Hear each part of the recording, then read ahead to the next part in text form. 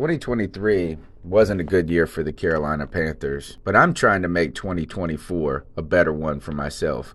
Get started on your resolutions with Factor so you're ready for the new year. Factor's ready-to-eat meal delivery takes the stress out of meal planning and sets you up for success in the new year. Skip the grocery stores, prep work, and cooking fatigue. Instead, get chef-crafted, dietitian-approved meals delivered right to your door. With over 35 meals to choose from per week, including keto options, calorie smart, vegan plus veggie, and more, plus over 55 weekly add-ons, you'll have a ton of nutritious and flavorful options to kickstart your resolutions. Skip that overpriced takeout trap. Factor is cheaper and way more delicious than takeout. Get chef-crafted, restaurant-quality meals delivered right to your door, and they're ready to heat and eat in just 2 minutes, which means more time for you. Head to factormeals.com/C350 and use the promo code C350 to get 50% off. That's code C350 at factormeals.com/C350 to get 50% off. Looking for a fun way to win up to 25 times your money this basketball season? Test your skills on Prize Picks, the most exciting way to play daily fantasy sports. Just select 2 or more players, pick more or less on their projected stats, and place your entry. You could turn $10 into $250. Right now, Prize Picks will match your first deposit up to $100. Just visit prizepicks.com/fan and use code FAN. That's code FAN at prizepicks.com/fan. Must be present in certain states. Visit prizepicks.com for restrictions and details.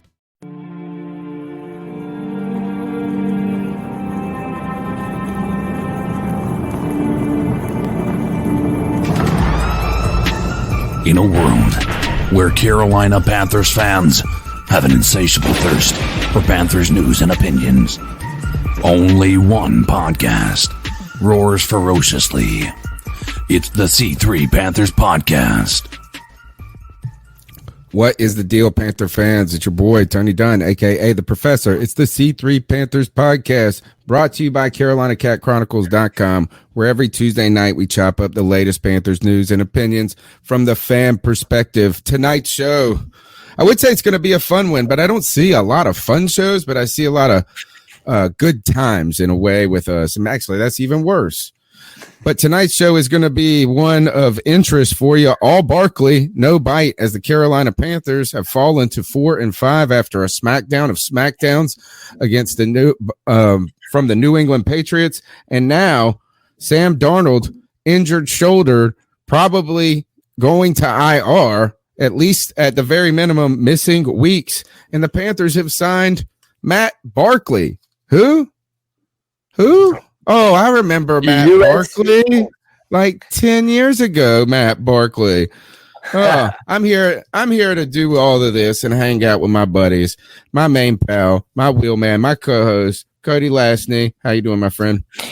Tony Dunn, I'm doing good, man. Listen, I feel a sense of obligation to be here for the Panther faithful, man, because once again, we're in another year where the Panthers have let our hopes down completely. But you know what doesn't change?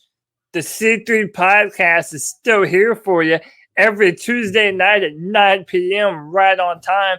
And we're going to be doing it with the best Panther fans in all of YouTube. Tony Dunn, you know him, I love him. It's AJ Lindsay, ATX19, Brad Dugan, Craig Cartner, Joey the Blind Panther Esquivel, Kegel Fort, Kevin Boshoven, Karen Choi, Panther Rules, Tony Dunn. Ain't nothing to it but to do it, brother. Let's roll.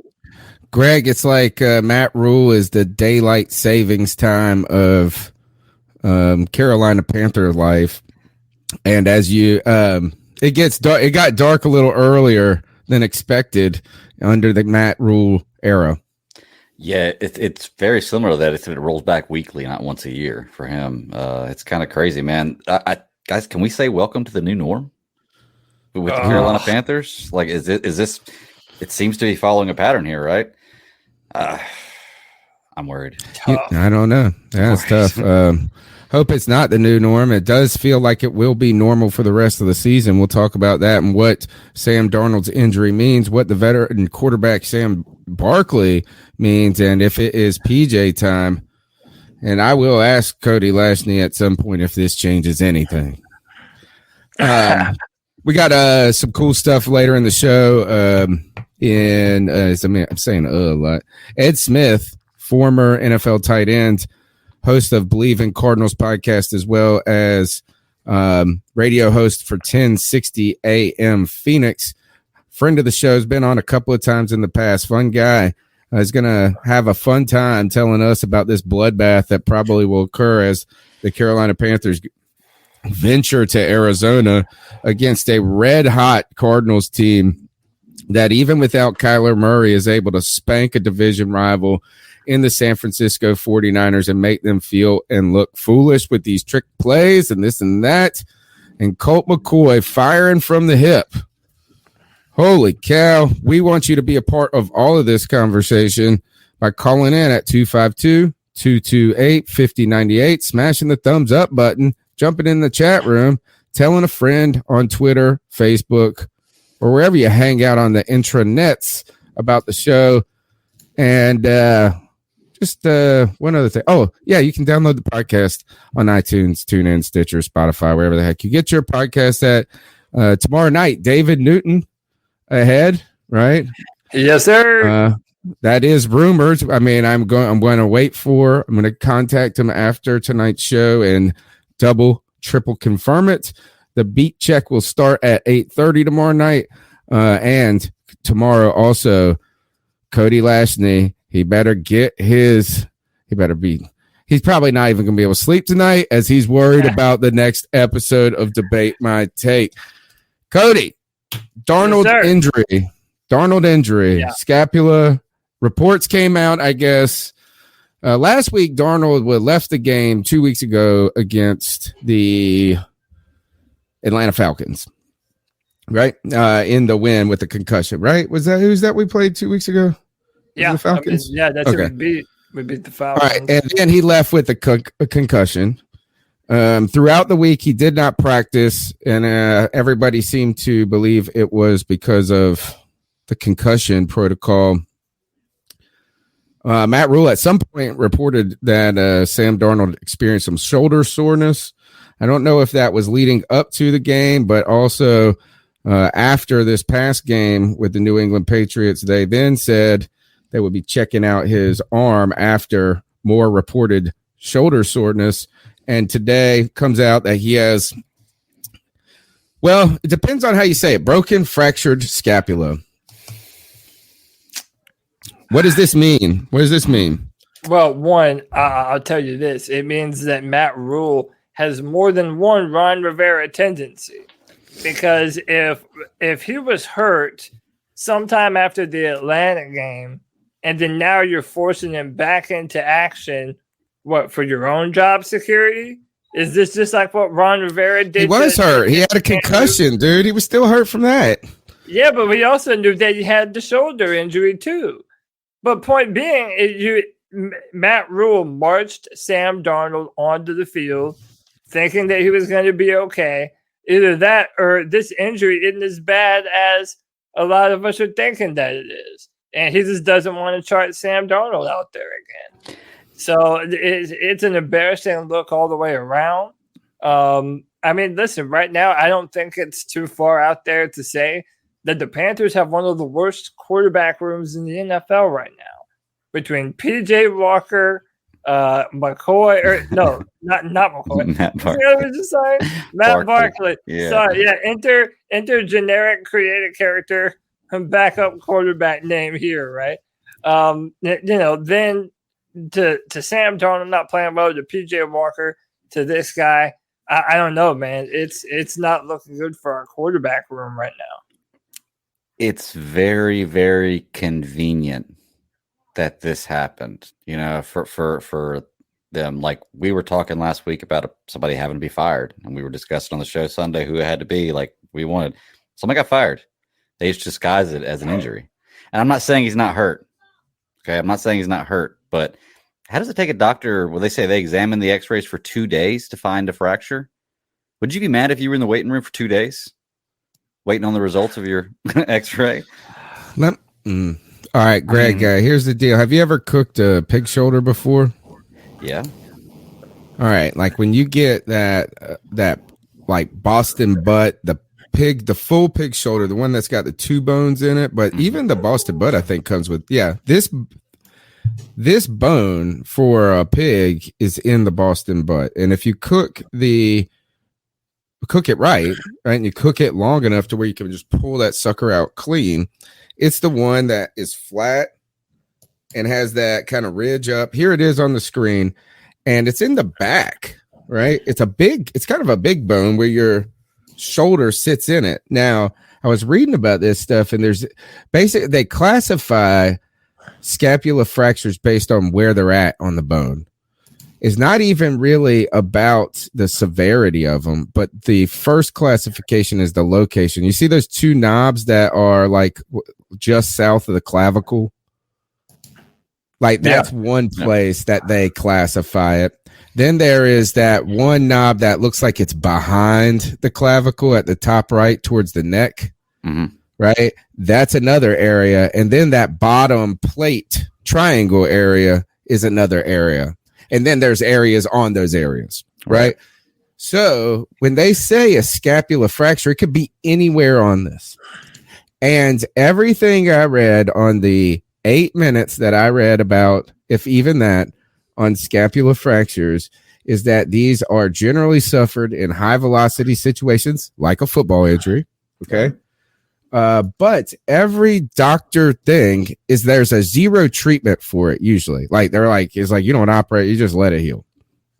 But every website and every little health thing I saw them talk about it was really they were more interested in the other injuries that went with it. So it was like, did you suffer this up near the neck? Right. And do you have back problems or something like this? Did you dislocate your AC joint or whatever this is? All right. What we haven't heard are any other injuries, really significant injuries suffered by Sam Darnold, like a broken clavicle, like a torn rotator cuff, like a back injury or something. So my theory is, like you said, looking for 2 days, that they found a minor little crack or imperfection in this bone and said, hey, this is a good way for you to never be a Carolina Panther again, Sam Darnold. Mm-hmm. You put that so much more eloquently than I did. Yes. I think so. You put it out there. That's exactly right, man. It's also Matt Rhule having to live with his own terrible decisions. I mean, he talked about the success rate of rookie quarterbacks being really low, and they saw flashes of Matthew Stafford and Sam Darnold. So they go out there and get him, and then now he's playing absolutely terrible. And I'm sorry, but whatever this injury is to his scapula on his non-throwing shoulder, at least that's what I'm hearing, that it's on his non-throwing shoulder. Correct me if I'm wrong. But, I mean, like, that's not the reason he threw 3 interceptions. He threw 3 interceptions because he's Sam Darnold. So it's like no one has any faith in him right now. And I feel like the players don't. I feel like our coaches don't. And there is no situation that they're going to let Sam Darnold jot out there on the field and just be terrible again behind this really bad offensive line. I read some other things about the treatment, and they treat this by putting it up in a sling. Usually that's all you do. It said just a matter of weeks, but here's the thing: is it said symptoms, throwing interceptions, symptoms, feeling insane pressure in the pocket. I did read this, all for this type of injury. The other symptom was angry wide receivers. And the last symptom was signed veterans like Matt Barkley. Wow.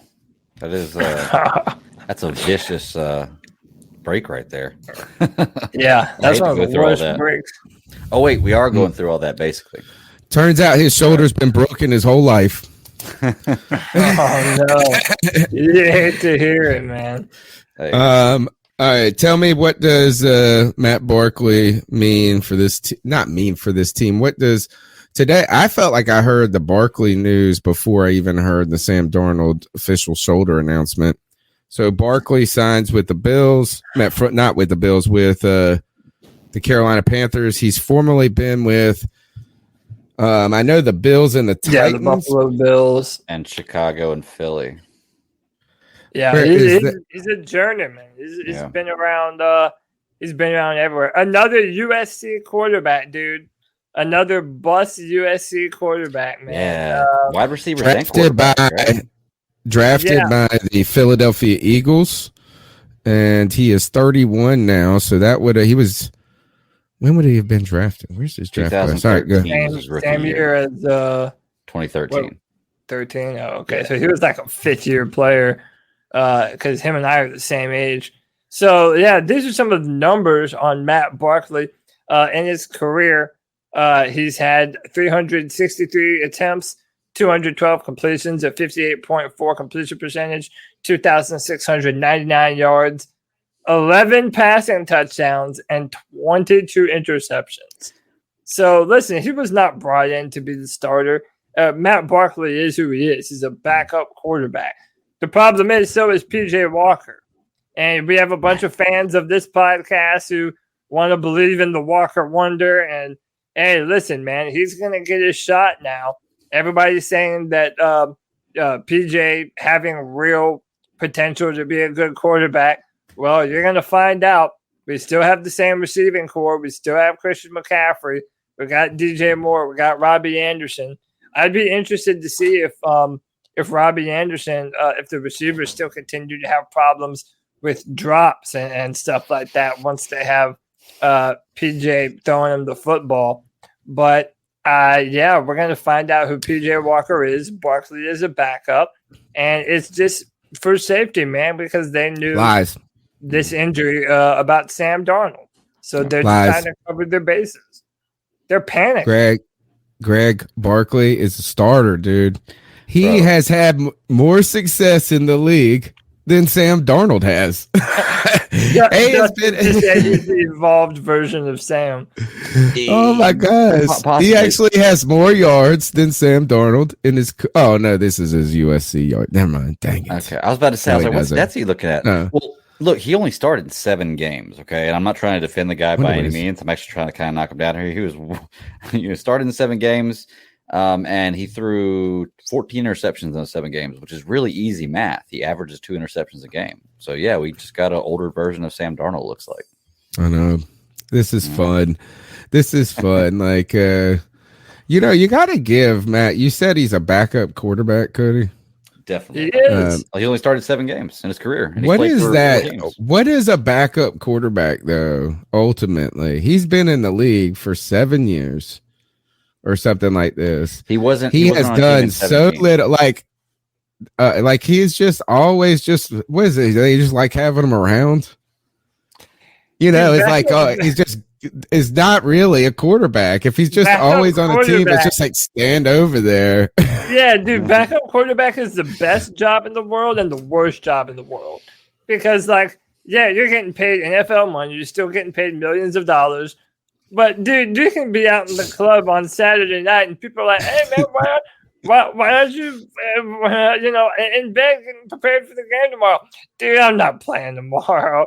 But at the same time, you have to be ready to go in there and play at the drop of a hat. At least a snap. And be good. And then people are going to just absolutely dump all over you. If yes, we are. Because you shouldn't be on the team if you suck. You shouldn't even be on the team if you suck that bad. Right. Like, the backup quarterback should just be more competent than they are. I just feel like the backup quarterback it's like, imagine.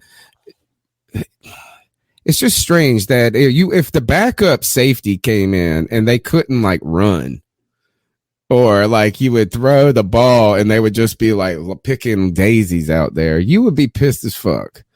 They'd be like, oh, I'm a backup. The backup quarterback should be a little bit better than this. I feel like the old backup quarterbacks in the back in the day were a little bit better. Just aged good quarterbacks. Dude, they used to be starters that are now.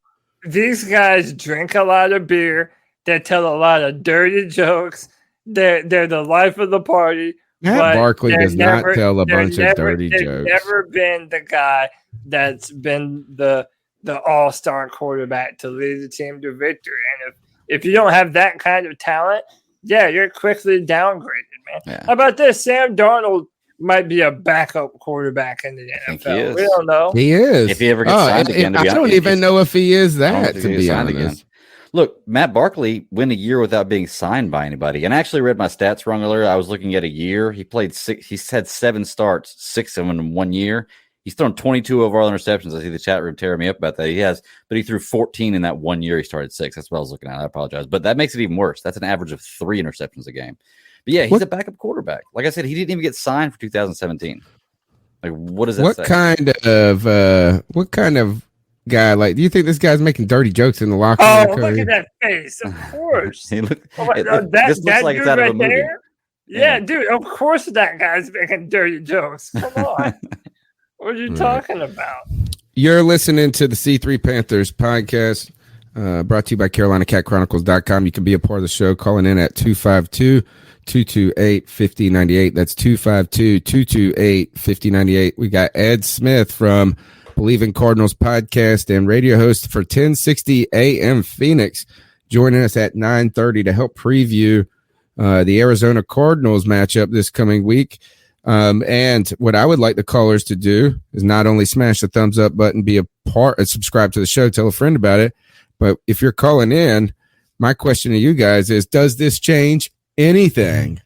Let's go to our first set of cat calls, and you guys think on that. Cody, Greg, does this change anything? And when I mean this, Sam Darnold, likely we'll see him on IR, I expect. Maybe not. Maybe he comes back and gets to play a couple at the end before we sit and put him to, what do they win, the euthanasia or something. So what are your thoughts on catcalling? Yeah, it's pretty. You shouldn't do that to somebody. And how did that make you feel? Very uncomfortable. So how do you think catcalling makes the person feel? It feels good, like. Who's that cat sitting in the back corner with his face buried in his nose? Who's that kid that can use one? That's awesome. Hey, it's Kevin from Charleston. So have you read that we signed fucking Matt Barkley? Are you fucking kidding me? Are you seriously fucking kidding me? Cam Newton's right there. You need a quarterback. You sign Matt fucking Barkley? I didn't even know the guy was still in the fucking league. I'm fucking over Tepper. I'm over fucking Matt Rhule. What have they done? They have done nothing. What has David Tepper done? Nothing but run this fucking franchise into the fucking ground and try to destroy the greatest Panther of all time. Try to fucking erase him. Matt Barkley? Are you fucking kidding me? Matt fucking Barkley? No Cam Newton. I'm fucking mind is blown right now. Mine is fucking blown. Please, for the love of God, when y'all talk to David Newton, bring up why this team has so much disrespect for fucking Cam Newton. Tell me why this team, they refuses to even acknowledge the guy who fucking brought us the MVP, who brought us to the fucking Super Bowl. This is fucking gross. This is fucking disgrace. I don't care if you're not a pro Cam, or you hate Cam, or you think Cam is done. But if you think that fucking Matt Barkley is a better fucking choice than Cam Newton, you're fucking out of your fucking mind. Please don't shove your dick up my ass and tell me you're giving me a prostate exam. Whoa. Fuck you, David Tepper, and fuck you, Matt Rhule. Peace. Good. He's angry, man. People are mad, dude. This is what happens when you fail people's expectations 3 years in a row. That's why you can't build a fan base. Yeah. That's why you can't build a fan base. We are 2 bananas short of a shit Sunday here, y'all. Hey, David Tepper, look, until proven otherwise, David Tepper might be one of the worst things that's happened to this franchise, man. I'm telling you. The caller had a mouth that could qualify him to be a backup quarterback. Those are the type of jokes that make you sign this guy, sign my man up. You know what's so funny? I had almost the exact same conversation and the exact same reaction when a friend at work asked me about them this morning. I mean, I sounded just like him. That's why I was just like, yeah, I feel you. I sounded exactly like him. Well, the Barkley signing wasn't then, but as far as how he felt about everybody else. For me, is that this is actually a good thing, folks. This is a good thing. And that's why I said, does this change anything? And to be honest, the only thing that this does is save some face for Sam Darnold and for the Carolina Panthers, right? Is that, and look, at the end, everybody's going to have to have the egg on their face, right? At the end of the season, I don't believe that Sam Darnold will be a Carolina Panther anymore after this season. Like, I do not, at the very minimum, I do not think he starts a game for Carolina ever again, unless, like, I don't think he's a starting quarterback. But I also really don't believe he's going to be, I think they're just going to cut him after this year and cut their losses like they did with. And just eat all the cash? Yeah. I mean, they did it with Teddy. You know, I mean, they did it with Teddy. And then you got to eat the draft picks. But here's the thing is that, you know, what's worse is trotting back out there and it being awful again. But what they'll be able to do is he'll either come back and play a couple of games at the end and they'll put him in some easy situations or something like that and then get him out of there, or they're going to move him to IR and they'll release him. And it's not like we benched him in the, you know, like we just said it was because of his play. They're going to be like, it's his shoulder. They'll trot him out there. He'll have the sling on, right? When he comes out there, he'll stand out there. And then on the announcers won't have to go crazy talking about how big of a disaster this was, blah, blah, blah. So they get through the season with minimal PR hit. They take a couple of weeks of ribbons after they drop them or something like that. And then they make their move after this. The good news is that we don't either have to look at Sam Darnold play anymore, and we probably don't have to worry about winning anymore. We probably don't, which have is a to good worry thing. about winning anymore. But you know what? We do have to worry about. We have to worry about our chat room having a very specific fetish, and they need to get their jollies, man. They need to have their thing, and I happen to know a guy who can satisfy all of their lustful urges. My man CK, talk to the people real quick. Did you miss me? I've showed up late, better than never, and I'm here to do one thing, and one thing only, along with a lot of other things, and that's talk a lot about the Panthers. But I don't know how many of you legends are here right now because I haven't had a chance to pull it up because I'm just walking through the front door. Honey, I'm home. Subscriber shame. Subscriber shame. 118 people watching. 49 thumbs up. Hit the like button. Hit the subscribe. Hit the notification bell to get notified every single time the Panthers go live, man. That's all we ask from you. Help Panther Nation grow. Help this channel to grow. We're going to be here all year, man, through thick and thin. If the Panthers are good or if the Panthers are trash, like they always are and appear to be now. So hit the thumbs up while you're here, man. CK, sounds like it's PJ time in Carolina. What does this change about the trajectory of the season in your mind when it comes to the Darnold injury? I think he's frozen. He's frozen in time. He's frozen in time. He got frozen right in the middle. We were rolling too. We were all feeding off of the chemistry, bouncing off of things. We've been moving and shaking. And then the internet strikes. All right, let's go to the next call. Now he's going to have to wait in purgatory when he comes back.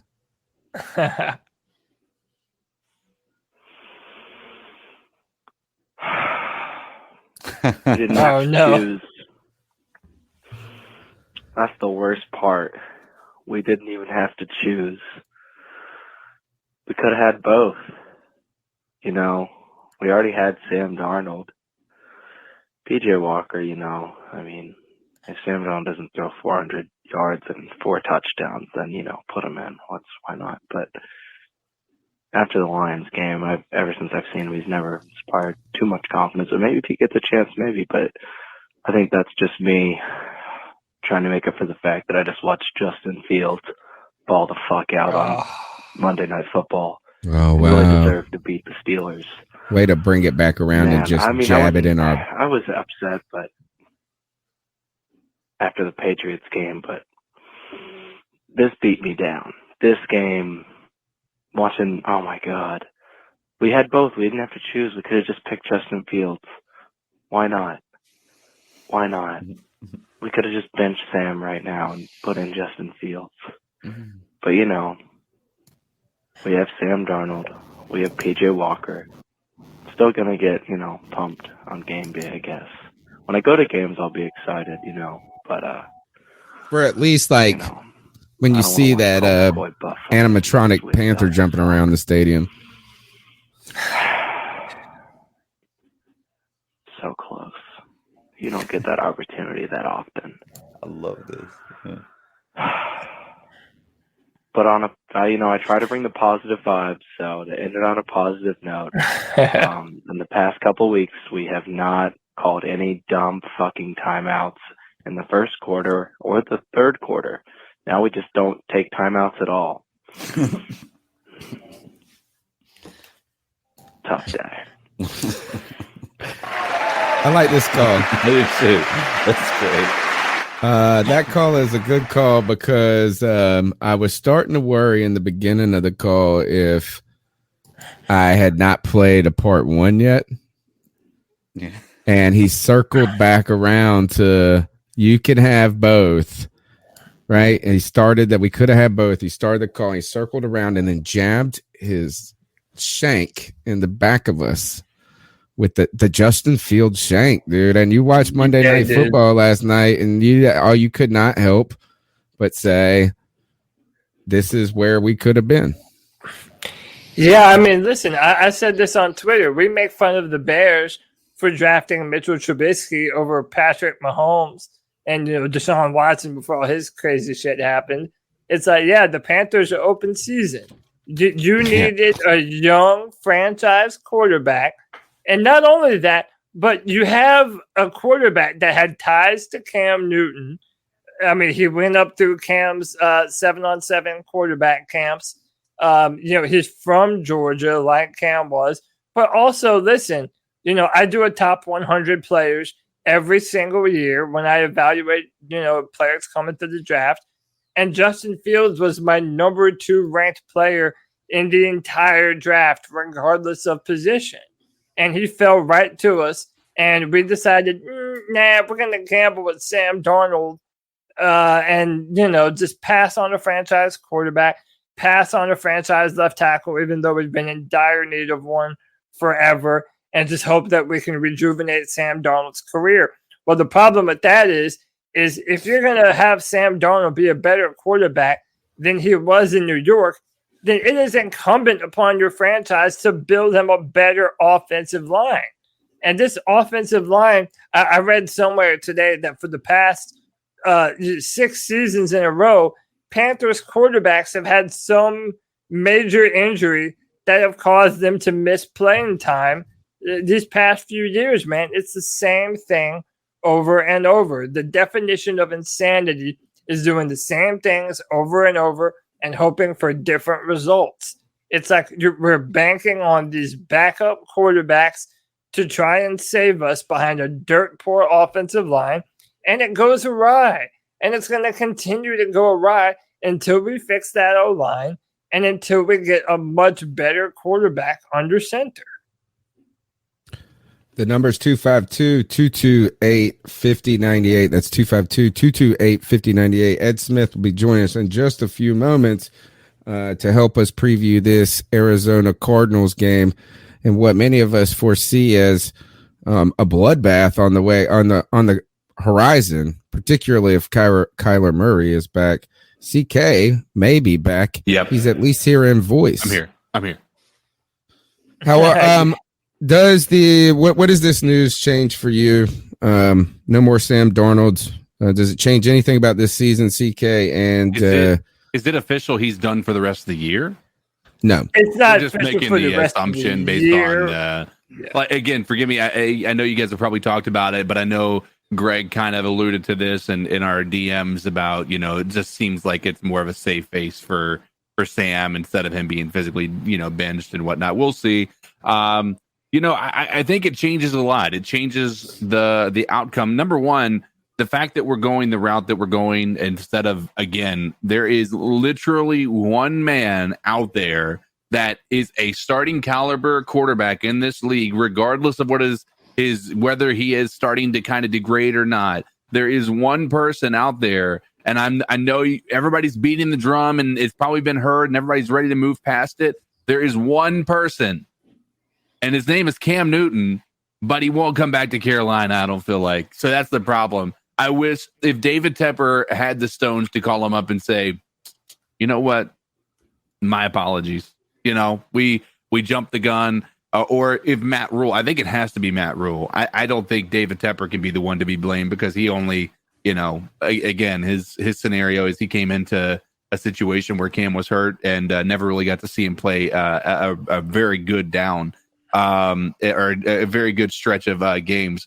I hate to say it, guys. Cam Newton is the only hope that this season has to be revived, and it's a very small hope anyway. So for many people who are probably thinking, well, why bring him over if you have no O-line help, if everybody's failing on the offense? Like, I agree. I don't even know if he'd want to come. I don't know who would want to come other than Matt Barkley. Yeah, it's really, really. Can you name that laugh? Harry Potter is dead! That was the old Voldemort. Harry Potter, Voldemort, the man who cannot be named, and that is Cam Newton. We cannot say that name. We say it 3 times, and good things might happen in our lives. It's really sad that we're 2 years removed now from Cam Newton. They've erased him from the Panther organization. Yeah. We'll talk about this later in the show after the game. Look, so this was real big in the post game as well as in some of the roundtables that have been going around that we were part of this past week. And that is there's a banner in Bank of America Stadium right now celebrating the 2015 NFC Championship victory, and it's got a big it is a big banner and it's meant to celebrate. Mm-hmm. It's like our little memorial, and on that you have it's the picture of them celebrating it. I was there. I mean, I shouldn't be in the banner, but you would think since Greg Olsen was in there, he should be in the banner. You think of Thomas Davis, you think of Charles Johnson celebrating, you think of Luke Kuechly, and then right when you think of Cam Newton, you run into the bathroom. God Lord. All right, we'll talk about that. Go ahead, Greg, real quick. Well, the only thing I was going to say is I went through all the replies to this, and I did notice that some people said that was a banner that was up there in 2019. So I don't know. I haven't been to the stadium. So, I'm not sure. That's still under David Tepper's rule. They did it. Yeah. They did it, and then they did it earlier, and we just didn't notice it. Anyway, I mean, you got to remember, it was already clear that they were kind of moving away from him that season when we had Kyle Allen, because everybody was saying Kyle Allen's going to take his job and all that stuff. People were all on that train when we were 6-3 or whatever it was. That's why the Cam Newton we can't name his name, and he can't be associated with the Carolina Panthers. But anyway, we'll talk about more of that later. Let's go. This is Carolina Panthers are going to Arizona to a team that is on fire this year. Cody Lashley, bring in our guest, friend of the show, Ed Smith. Ed Smith Speaks. You can find his work on 1060 AM Phoenix, as well as Bleav in Cardinals. He's always been a popular guest on our show. Welcome back, Ed. How you doing? Man, it's good to see you guys, man. It's been a crazy year so far. A lot of flip-flops and, crazy stuff going on. Who would have thought the Cardinals would be 8-1 right now, especially not me. Is it fun covering a team that's winning? It's fun. At the same time, though, I try to keep it tempered out here because, we started off 6-3 last year, then crashed and burned to an 8-8 finish. So, I keep trying to remind everybody it's week to week. But, man, I'm telling you, every week the Cardinals continue to kind of prove me wrong. I had them pick, we do our preseason picks at the start of the season. I had them at 8-9, man. And it was, you look at their schedule, the fact we didn't do anything during the preseason at all. and had no confidence, not a lot of confidence in Kingsbury, his presence on the sideline.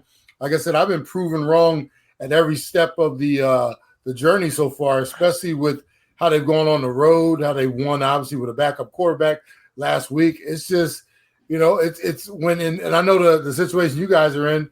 You start off, 3-0, and then the wheels seem to fall off. Man, it makes it a rough watch. And I've been keeping an eye on you guys. And man, Darnold is not making it easy over there for you, is he? Not at all. No. It's almost like you guys were the blueprint. Don't stick with a bum quarterback too long, and pair your brand new head coach with a brand new quarterback in the draft. And frankly, the Panthers had an opportunity to do so, Ed. And we decided to try and reinvent Sam Darnold's career behind a makeshift offensive line. Yeah. So, it wasn't too hard to see this coming. I think a lot of Panther fans tried to look at it through rose-colored glasses. And, we want to be excited about the team, man. Hope springs eternal at the beginning of every season. We thought that we might have the coaches and the team to be able to do that for Sam.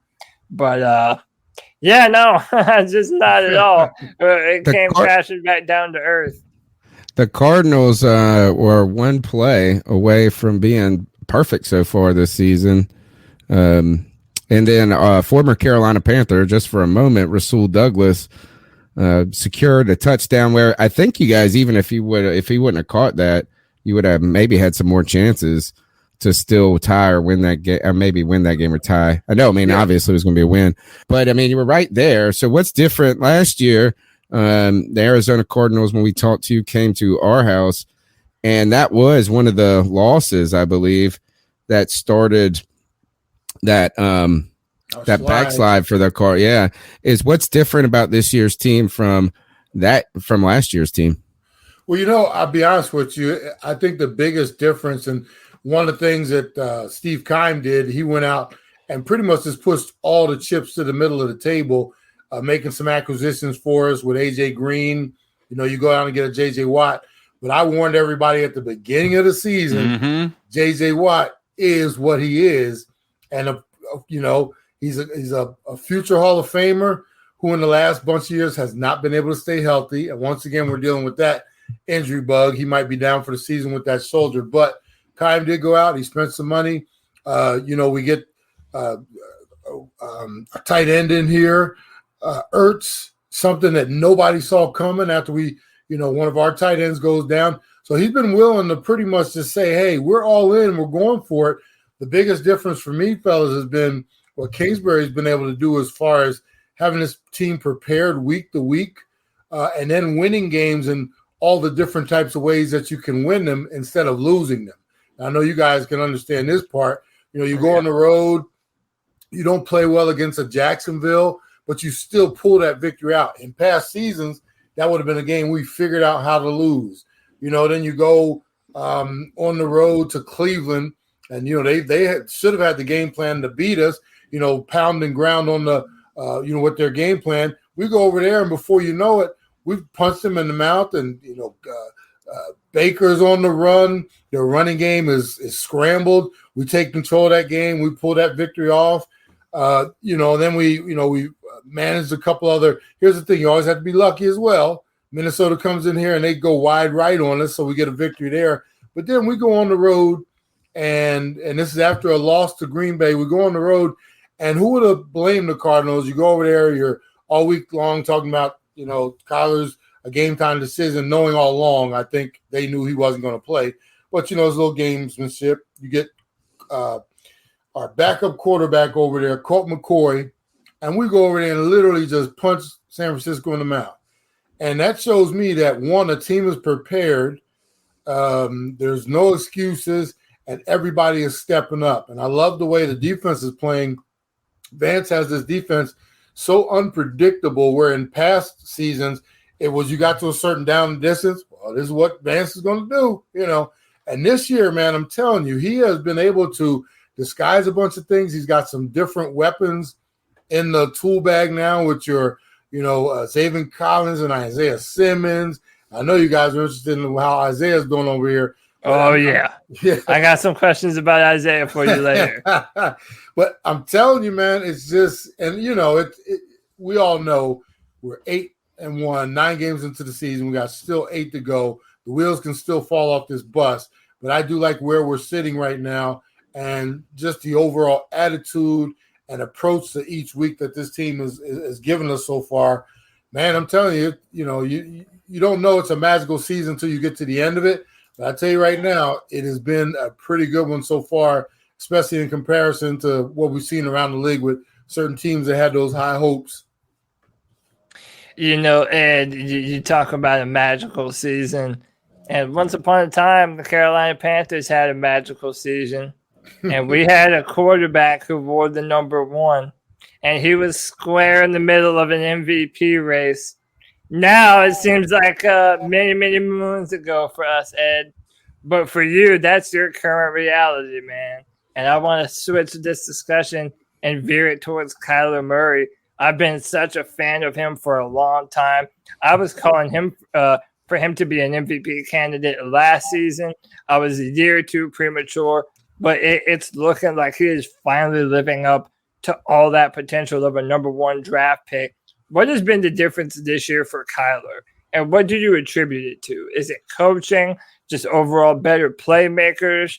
What would you say is the reason for Kyler Murray playing like such a true MVP candidate? Well, I'll be honest with you, Cody. I give a lot of credit once again. I'll go back to what Kingsbury is doing. If you watch our offense, even in this last week, when you go over there with Colt McCoy as your quarterback, they were so creative with not just the formations and the different things. You had the pass from Christian Kirk out there, and you've got a new weapon in Rondell Moore. We're just doing, what Kingsbury is doing.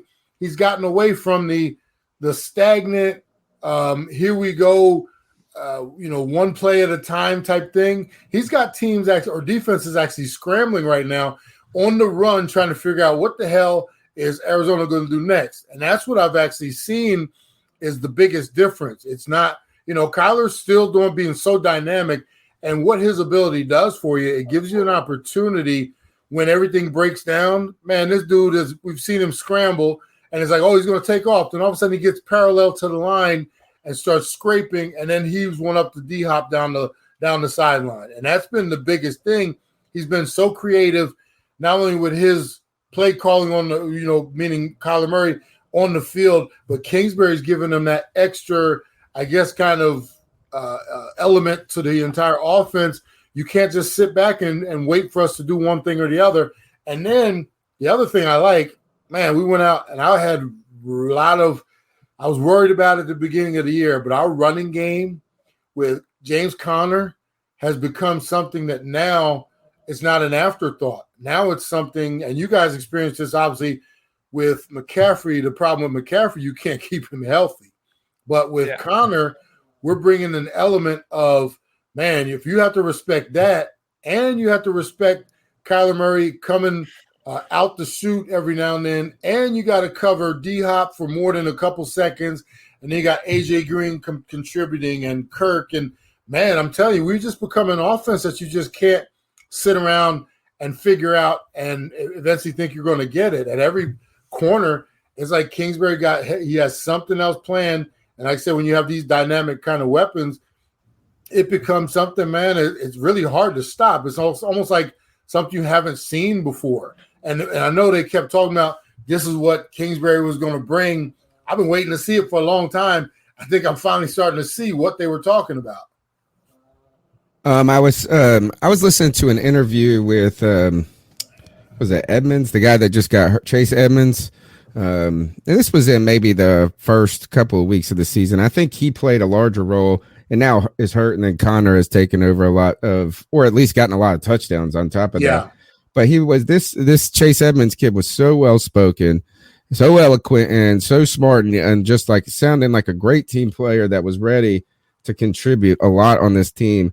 But what he was talking about with Kyler Murray, that is how dialed in he seemed to be in practice, in training camp, and making throws that were just completely just insane. Like you have to put in the exact spot, and it just looked like he was playing with a super confidence. You mentioned how he is playing, and then you also mentioned Kingsbury so much in that same discussion. Do you think that both of them are kind of matured, or we're seeing them mature in their third season? Because I thought that Kyler Murray showed a ton of poise in that Green Bay game down the stretch. And I think that if you're saying that Kingsbury is largely responsible for this, that's a good sign for a coach and a QB to be growing together like that.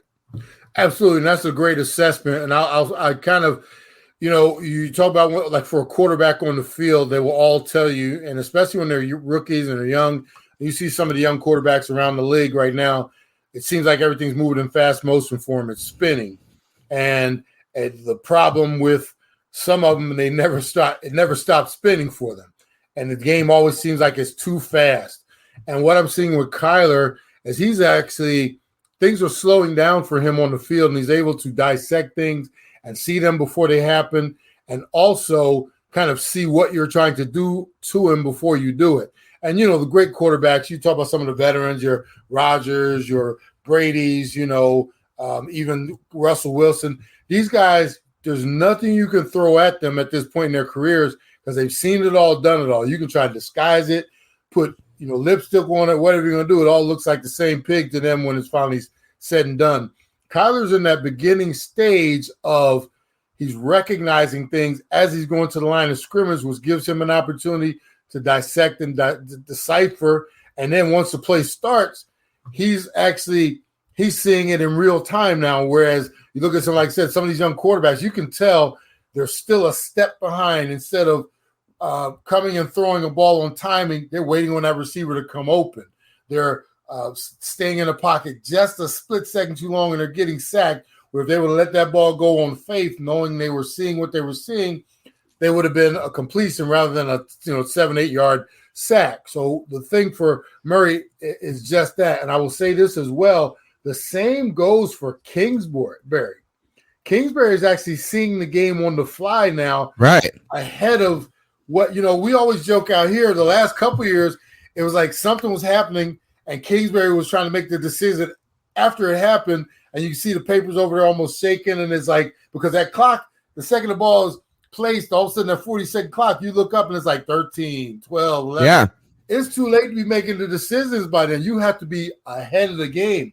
What I'm seeing with Cliff, he's actually out there mastering it right now, where he's thinking a play or two ahead of situations. And that, just like for your quarterback, is gravy for your head coach. When he's starting to see things before they happen and also start planning for 3 plays down, if we get to this situation and it's 3rd and 1 or 4th and 1, what are we going to do? Down and distance, yardage, et cetera, et cetera. Or do we have a trick play up our sleeve that we've been saving as far as a fake punt or whatever it is? These are the decisions you have to make ahead of time.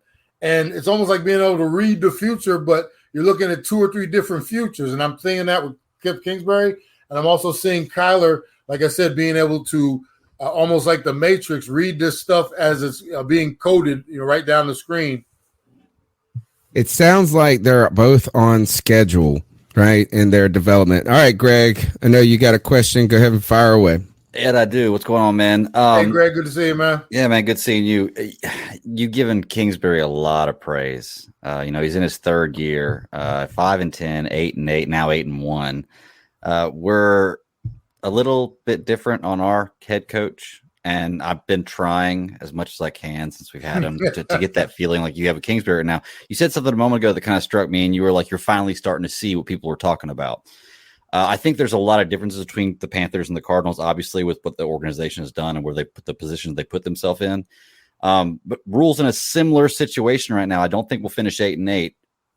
From your opinion, on the outside looking in, based on where we're at, is it time for us to give up a Matt Rhule, or should we take that Kingsbury approach like you had and say, okay, give it a minute, wait and see? Because I don't think we're in the same position y'all are in, or that Kingsbury was in. I don't think Rhule has the same talent or opportunities that y'all did, that Kingsbury did.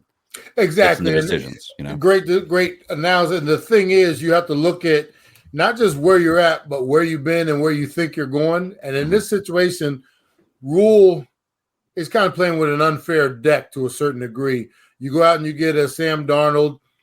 He is, in my opinion, he's not the answer. Oh, he's awful. It's okay. He's awful. God awful. And with that being said, you look at where we were just a couple years or so ago. We had who was it? We went out and drafted Rosen, and we were in, and obviously they brought Kingsbury in. Imagine if they didn't make that bold decision to go get Kyler Murray. He would be playing with bad ingredients, just like Rhule is right now. So to a certain degree, and here's the thing, I look at the frustration of Rhule, and I'm watching his press conference, and I actually mentioned it in our podcast. Was it yesterday? I was like, man, you could just see the frustration on his face. And as fans, you guys are like, man, what are we going to do? And you want to put a lot of it on Rhule, but at the same time, like I said, when your quarterback is thrown to the defense, like you guys are wearing the same jersey, I mean, it makes it hard for anybody to manage that situation. And I can tell he's at the kind of breaking point with Darnold. He's still trying to be positive. I would just trust you guys. Here's the thing, when it looks good, it looks halfway decent. It's not horrible. Am I correct? It looks it did for a moment, but we felt like we got given fool's gold. Yeah. Because now we've had 2 games where it looks like nobody knows anything. Like they ain't never played football before. And that's part of, because when your quarterback is playing that bad, it's hard to overcome that. Everybody looks bad when you're throwing the ball to the other team. They're taking pick sixes back. You're starting drives. Next thing you know, he's either putting it on the ground or tossing it to the other team. It's very demoralizing and deflating. And some of the results can be kind of camouflaged because of, and we all know football is a total team game. But when you're that bad on that side of the ball, it makes everything else. So you can overcome special teams sometime. You see what Kansas City does as far as how bad their defense is. When they were really, really, really bad, you always had the possibility that Mahomes and them on the other side could bring them back. When you're that bad offensively, it's so exaggerated. What I would tell you, gentlemen, is the solution is not to get rid of Rhule, but at some point they're going to have to make a decision on Darnold. And the problem with that decision, you're already too far into it. You gave up on last year in terms of possibly drafting somebody or at least finding a better Justin Fields. Yeah, you could have had that. And at this point, you just have to hope that it doesn't get as bad as it looks like it can get.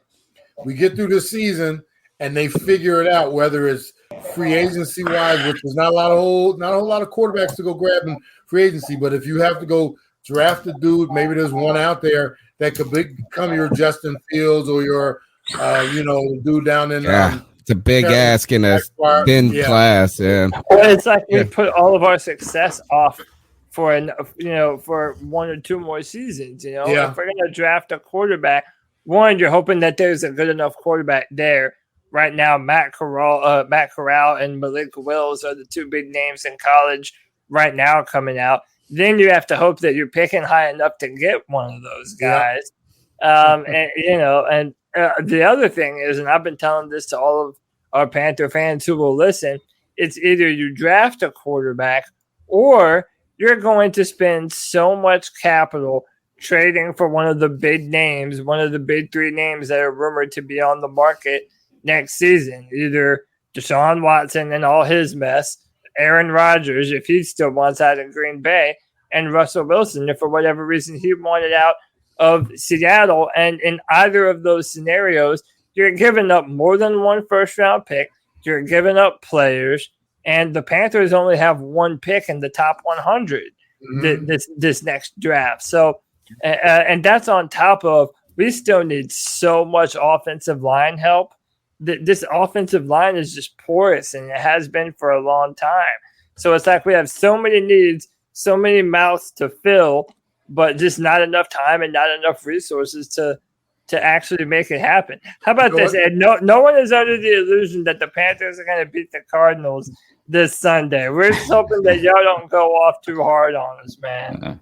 Well, real quick, Cody, I'll tell you your description to me sounds like, and I hate to say this, fellas, don't hate me.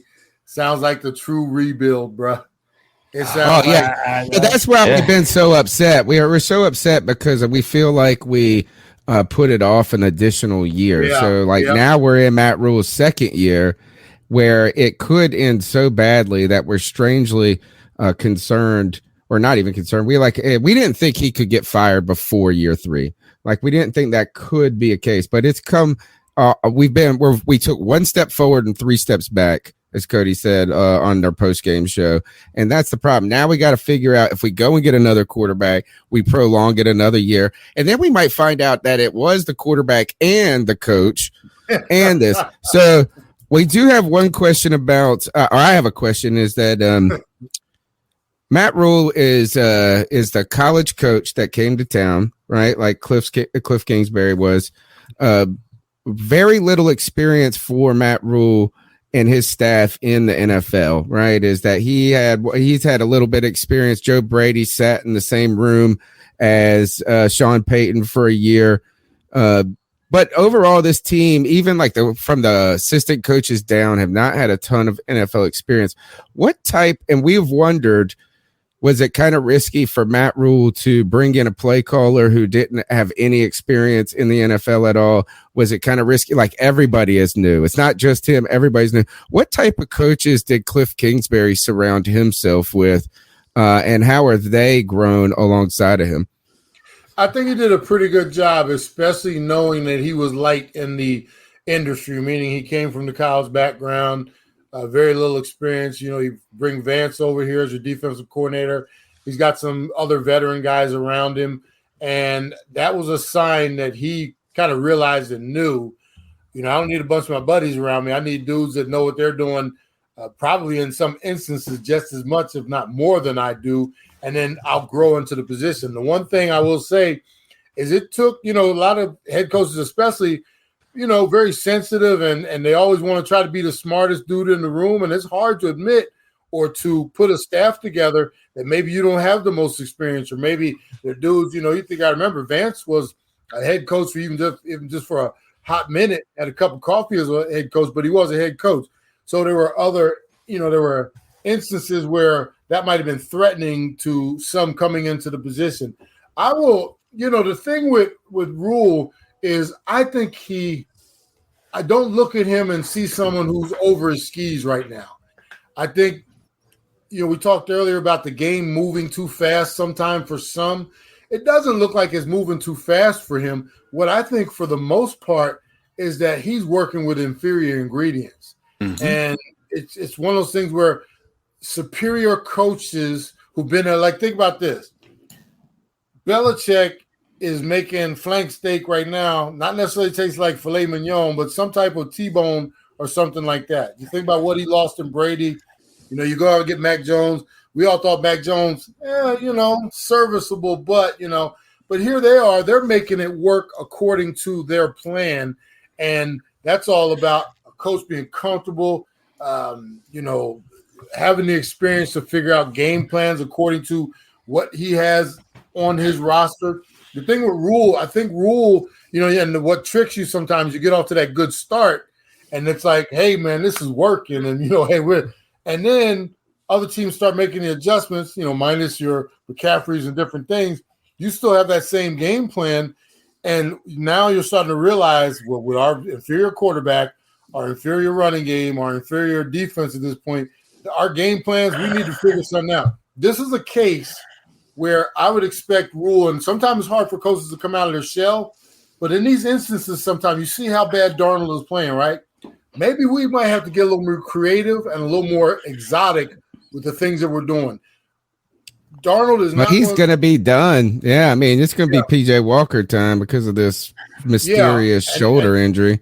And even at some point, you get to a point where it's like, okay, I'm not going to say let's throw everything to the wind, but hey, maybe we start doing a little more trickery and different things. Let's get creative with something. Look at what's going on up in Detroit. Campbell is not even an offensive guy, but they came out a couple weeks or so ago against the Rams, and they were like, man, we're going to throw everything but the kitchen sink at you.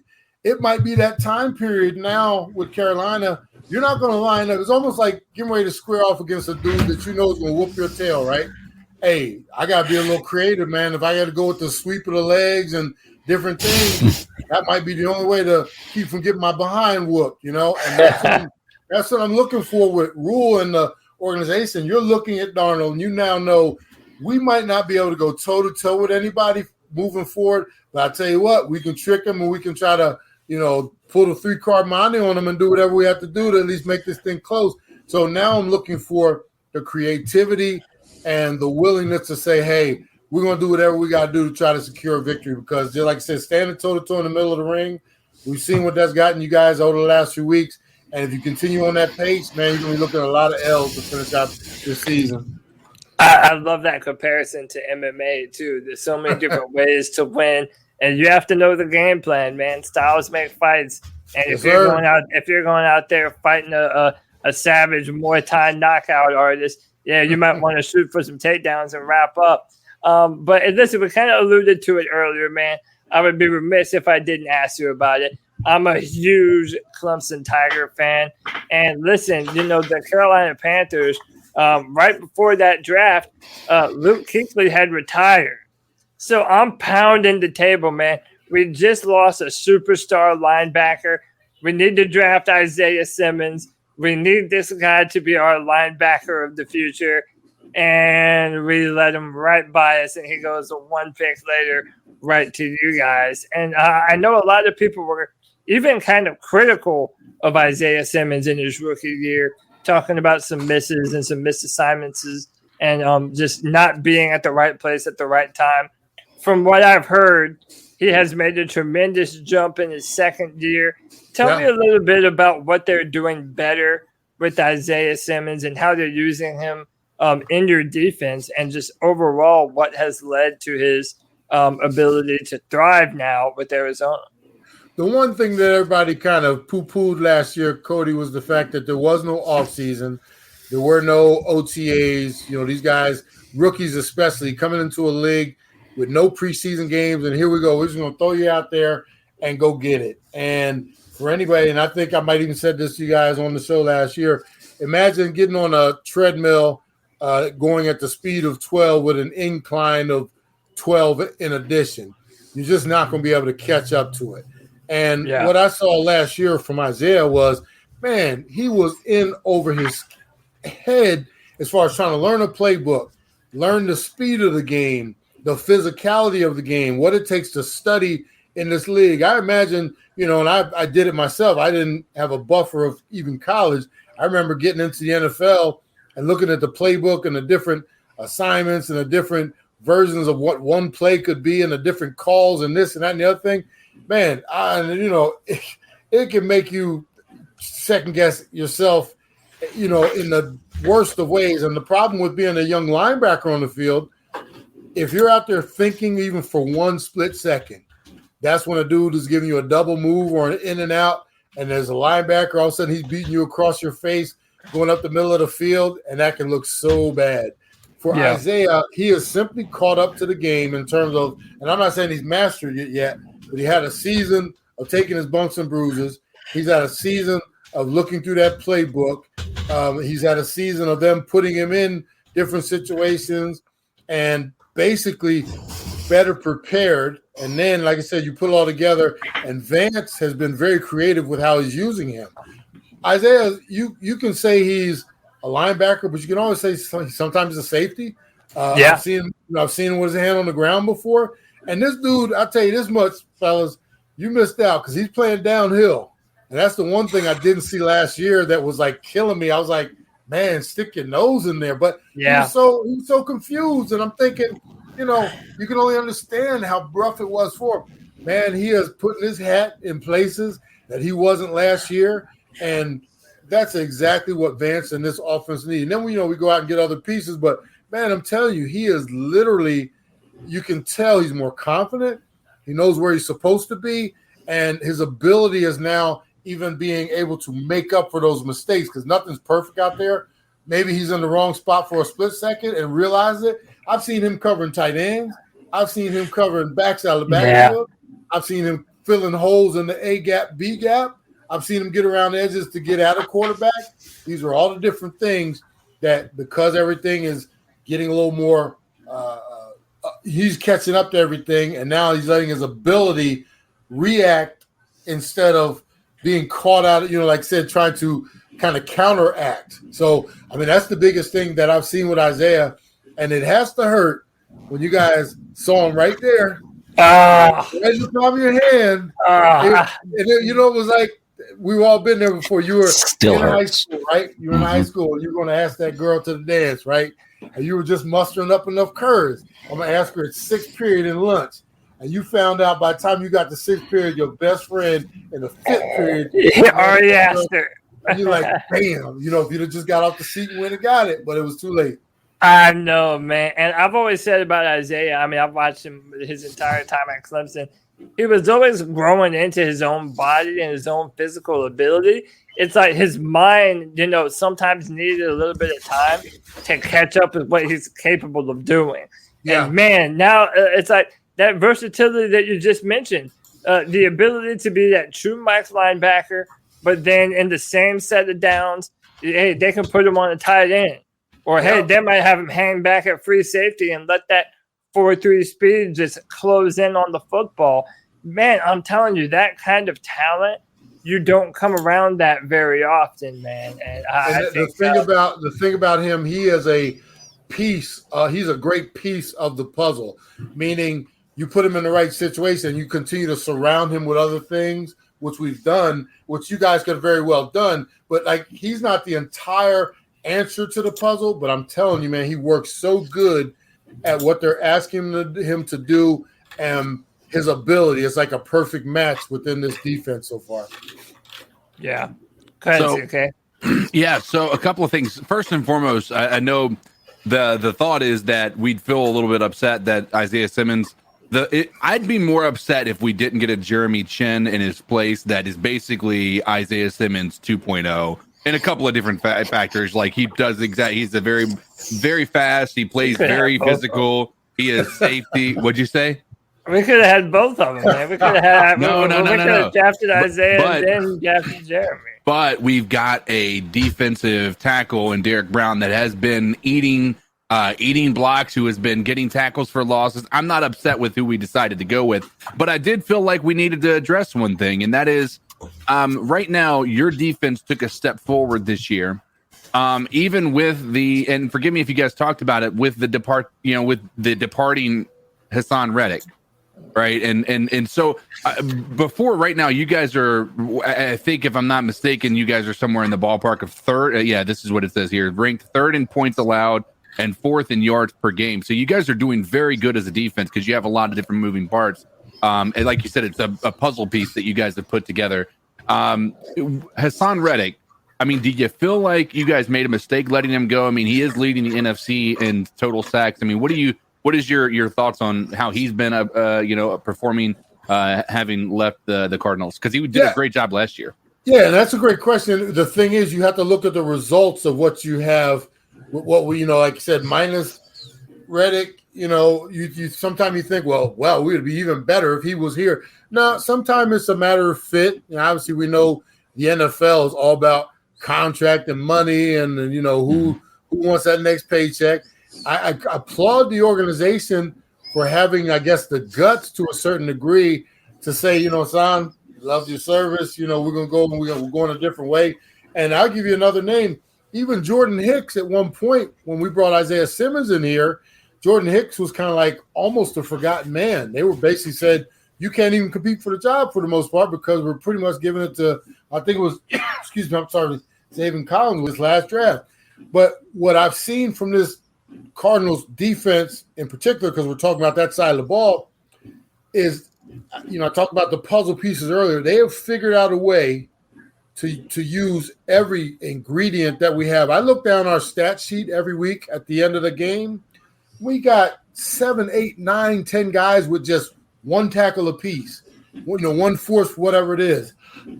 That's when your production is. And then I look at it. We don't have a dude like last year. I talked to my radio partner earlier today. We did our podcast. I said Buda Baker would end up with 15, 20 tackles because he was the only dude out there tackling. You know, this time around, we've got 10 guys doing the work of one with one individual tackle apiece. And then you get your Budas and your Isaiahs and everybody at the top of the food chain. But I love what we've done, and whether it be addition by subtraction, whatever it is, and only they know their philosophy, why they didn't bring Hassan back, and you know why they thought that they could move on. But I mean, you can't deny the results. The results are there. What we've done so far in terms of, and here's the thing: it's right now. A lot of times you look at a defense, and we all know, you know, you start the season out. Sometimes it's smoke and mirrors, but you know at some point that's going to be exposed, or somebody's going to figure that out. With this defense so far, I'm not seeing a lot of smoke and mirrors. I'm seeing dudes getting after it. I'm seeing Vance turning these guys loose and making some really experienced quarterbacks kind of second guess themselves, and that's a great thing. And like I said, I love what they've done so far. You know, because at the beginning of the year, everybody thought Chandler Jones had 5 sacks in one first game. He's going to have like 60 this season. You know, teams start to focus on him and take him away. But we've had so many other guys step up in the place of, and the good thing is it's from game to game. It's not, you know, like month to month. We have one dude that'll show out this week. You might not hear from him for a couple, but there's other guys stepping up in his place, and I'm really liking what I'm seeing so far. I tell you, Hassan Reddick has been a great player for us. He's been the only guy that has played every week and showed come in and put stats up. My last question for you, and then I'll get everybody else to get their last ones in, is it's a kind of a selfish question. I'm in this fantasy football keeper league, and I won the Super Bowl last year. And now I'm in the hangover. And this is this crazy keeper league. I'm playing with guys that are way better than me. I picked Alvin Kamara 4 years ago, and I kept him for my max. Like, I picked him in the 14th round, and that's the reason I won 4 years later, because of that pick.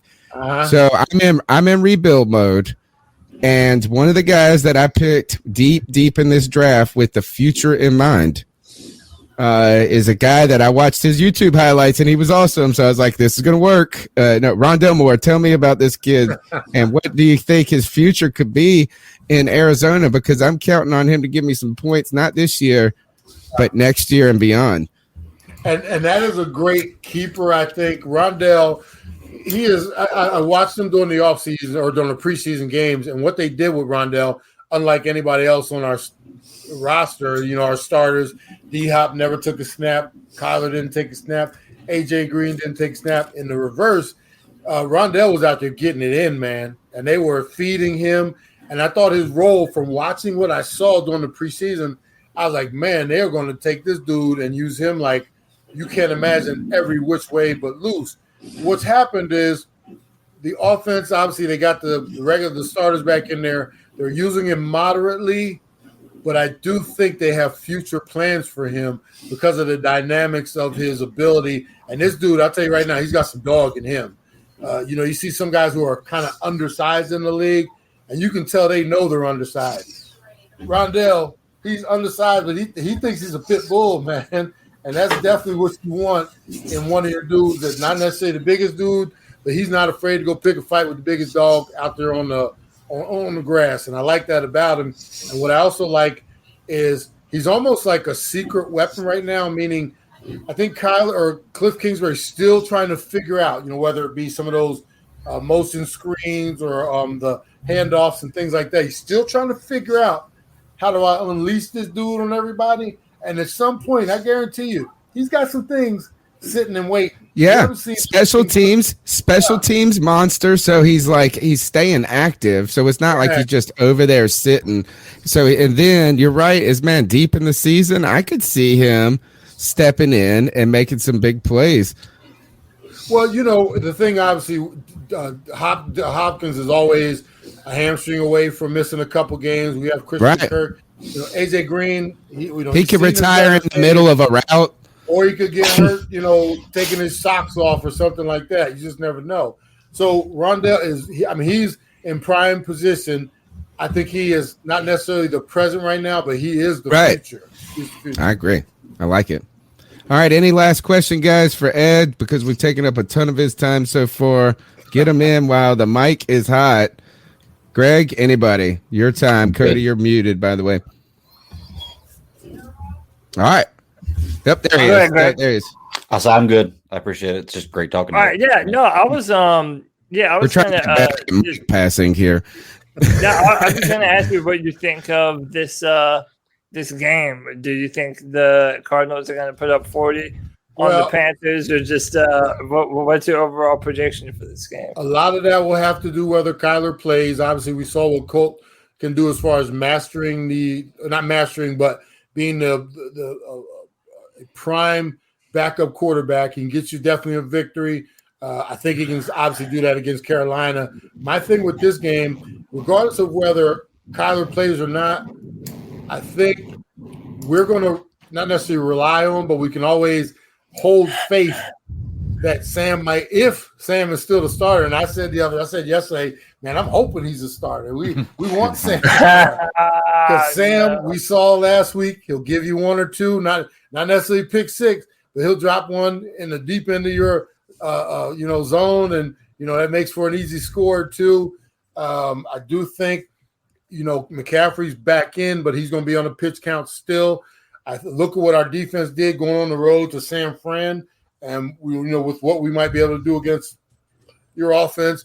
This game should be, and I always preface it by every game in the NFL, nothing is given. You have to go out there and get it. We had a few weeks ago. We go over to Jacksonville, and we're thinking, man, they're going to mop the floor with them. Man, it was like 5-something at the half. We were behind or whatever it was.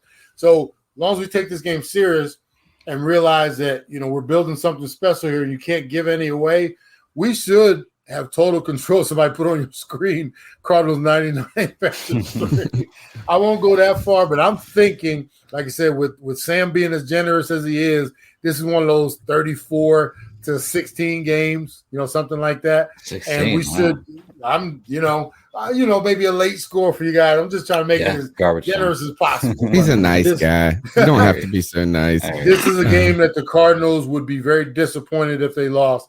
And that's saying a lot, considering, we've not been a team that all of a sudden now we're supposed to and should be expecting to win. But all of a sudden this season, it feels like that is the case. Yeah, Ed, we haven't scored a touchdown in 12 quarters. I don't suspect us to break that against the best. I know. Well, now we don't have Sam Darnold. Who knows? Exactly. Sam Darnold will not be the quarterback this week. Yeah. All right. What's going down 10 and Bleav in Cardinals podcast on 1060 a.m. this weekend? Well, we got the show, the Easy Sports Talk show on 1060 a.m. every week. We'll be chopping everything up from Cardinals to, we got our Suns action and, a little bit of everything going on out here.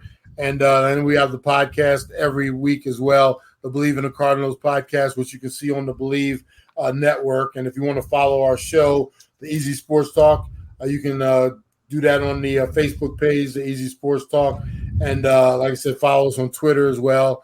And like I said, we just try to have a good time like you guys do, man. And, if I was there, let's put it this way, since I'm not there, I'm giving all you fellas a virtual hug because I know what you're going through. I appreciate it, man. Thank you, Ed.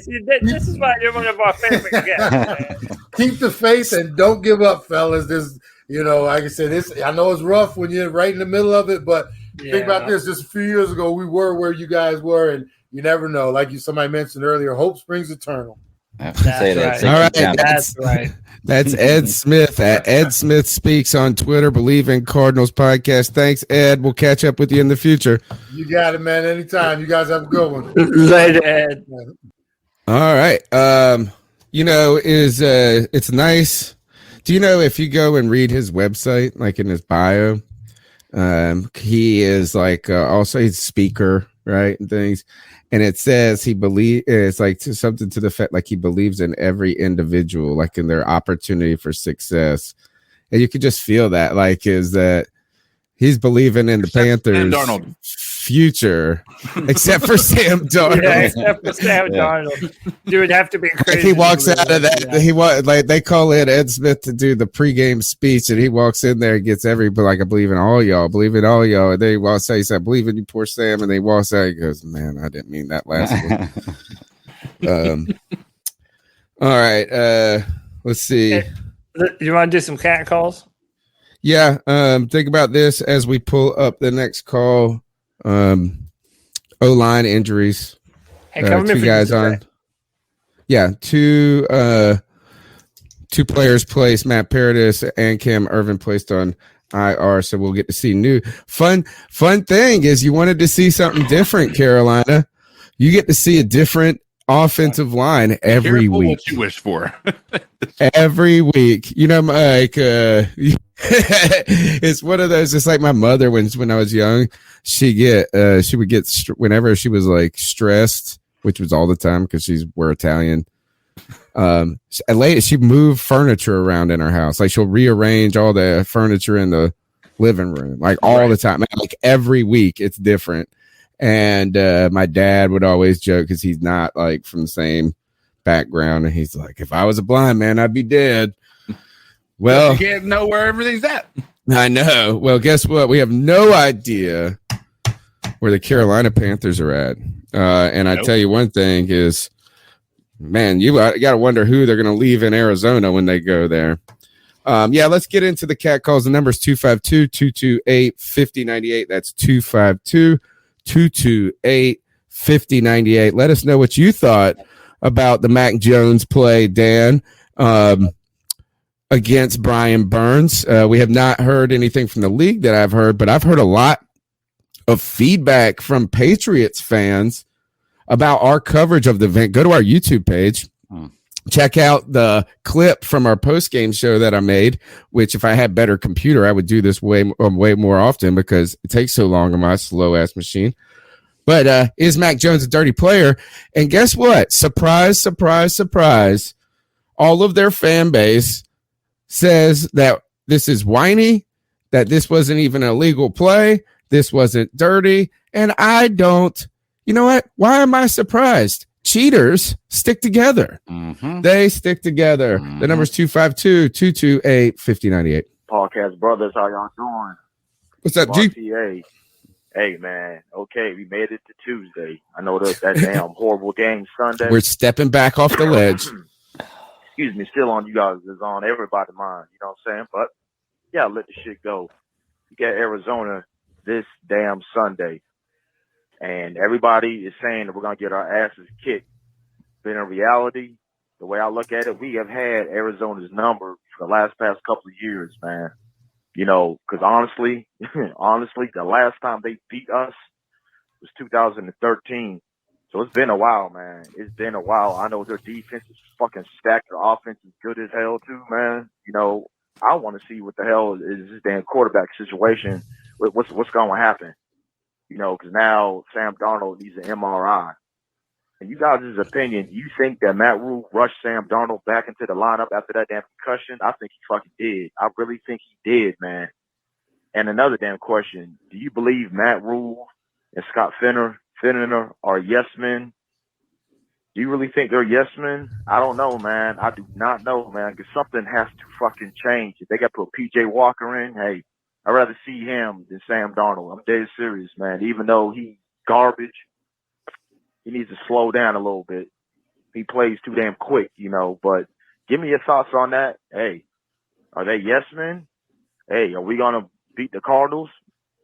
Let me know, y'all. Keep pounding.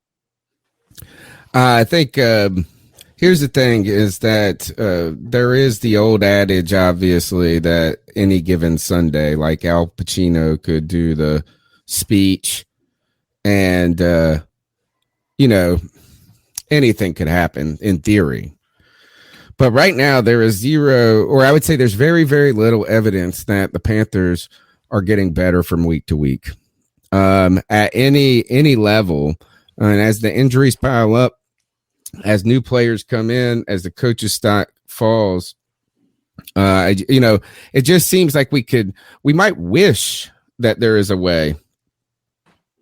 Now, you know, I don't know. When we asked Ed about the fact that Cliff Kingsbury has basically surrounded himself with people who are experienced, right? Yeah, to a certain degree, and I had their coaching staff pulled up. Go ahead.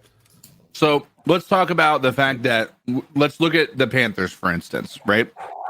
Matt Rhule surrounded himself with a guy, at least on the defense, that was experienced, who's had a lot of history, just being able to scheme defenses, right? And what is the best part of our entire team?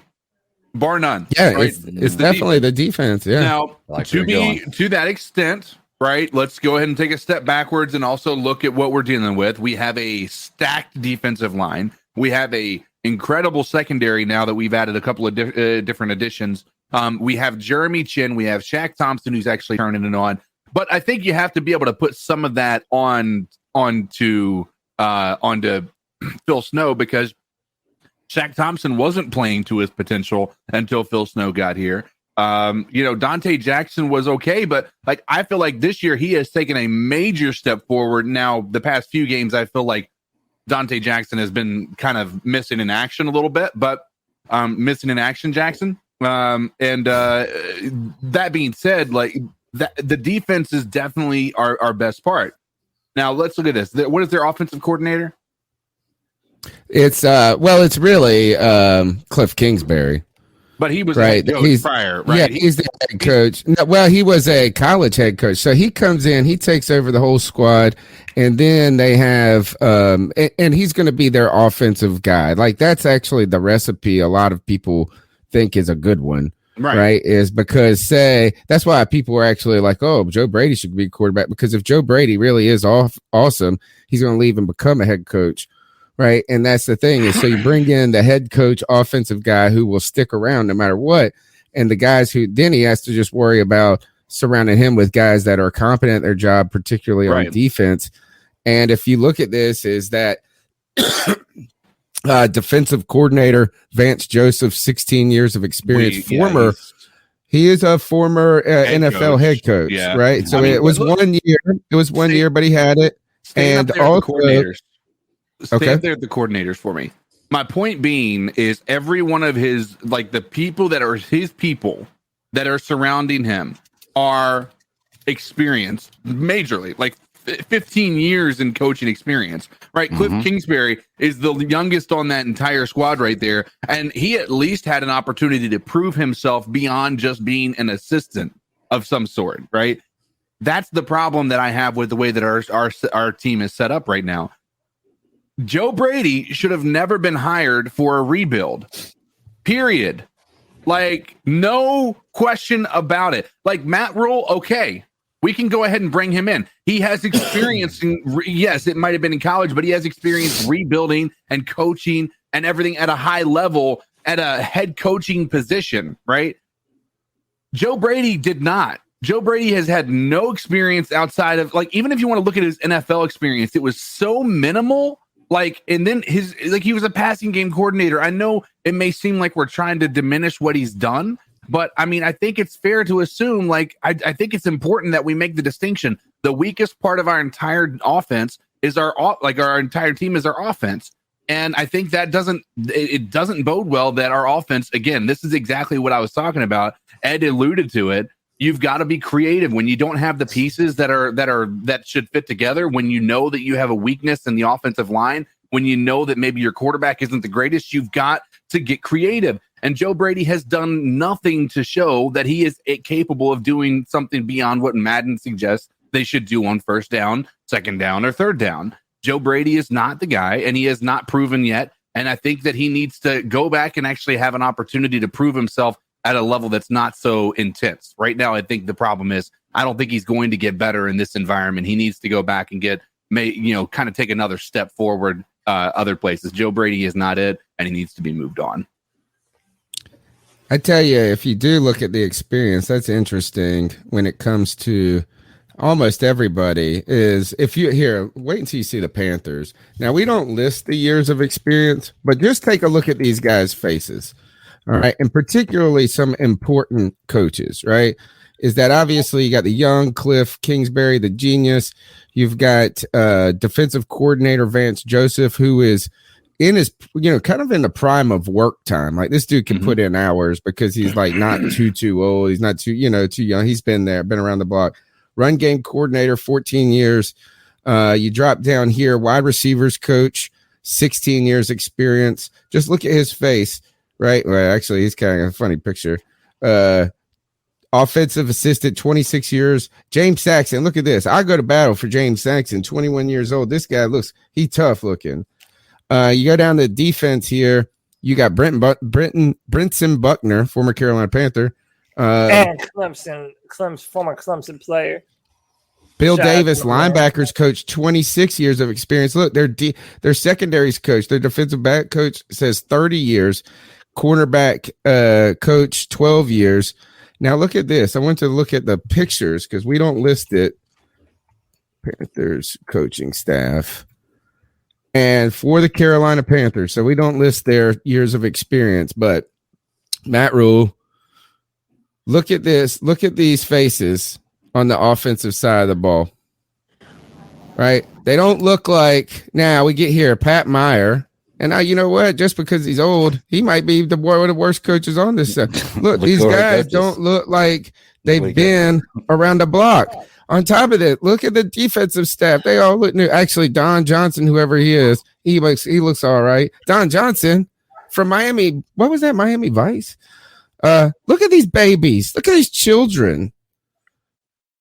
I wonder if there's anything to that with the Carolina Panthers.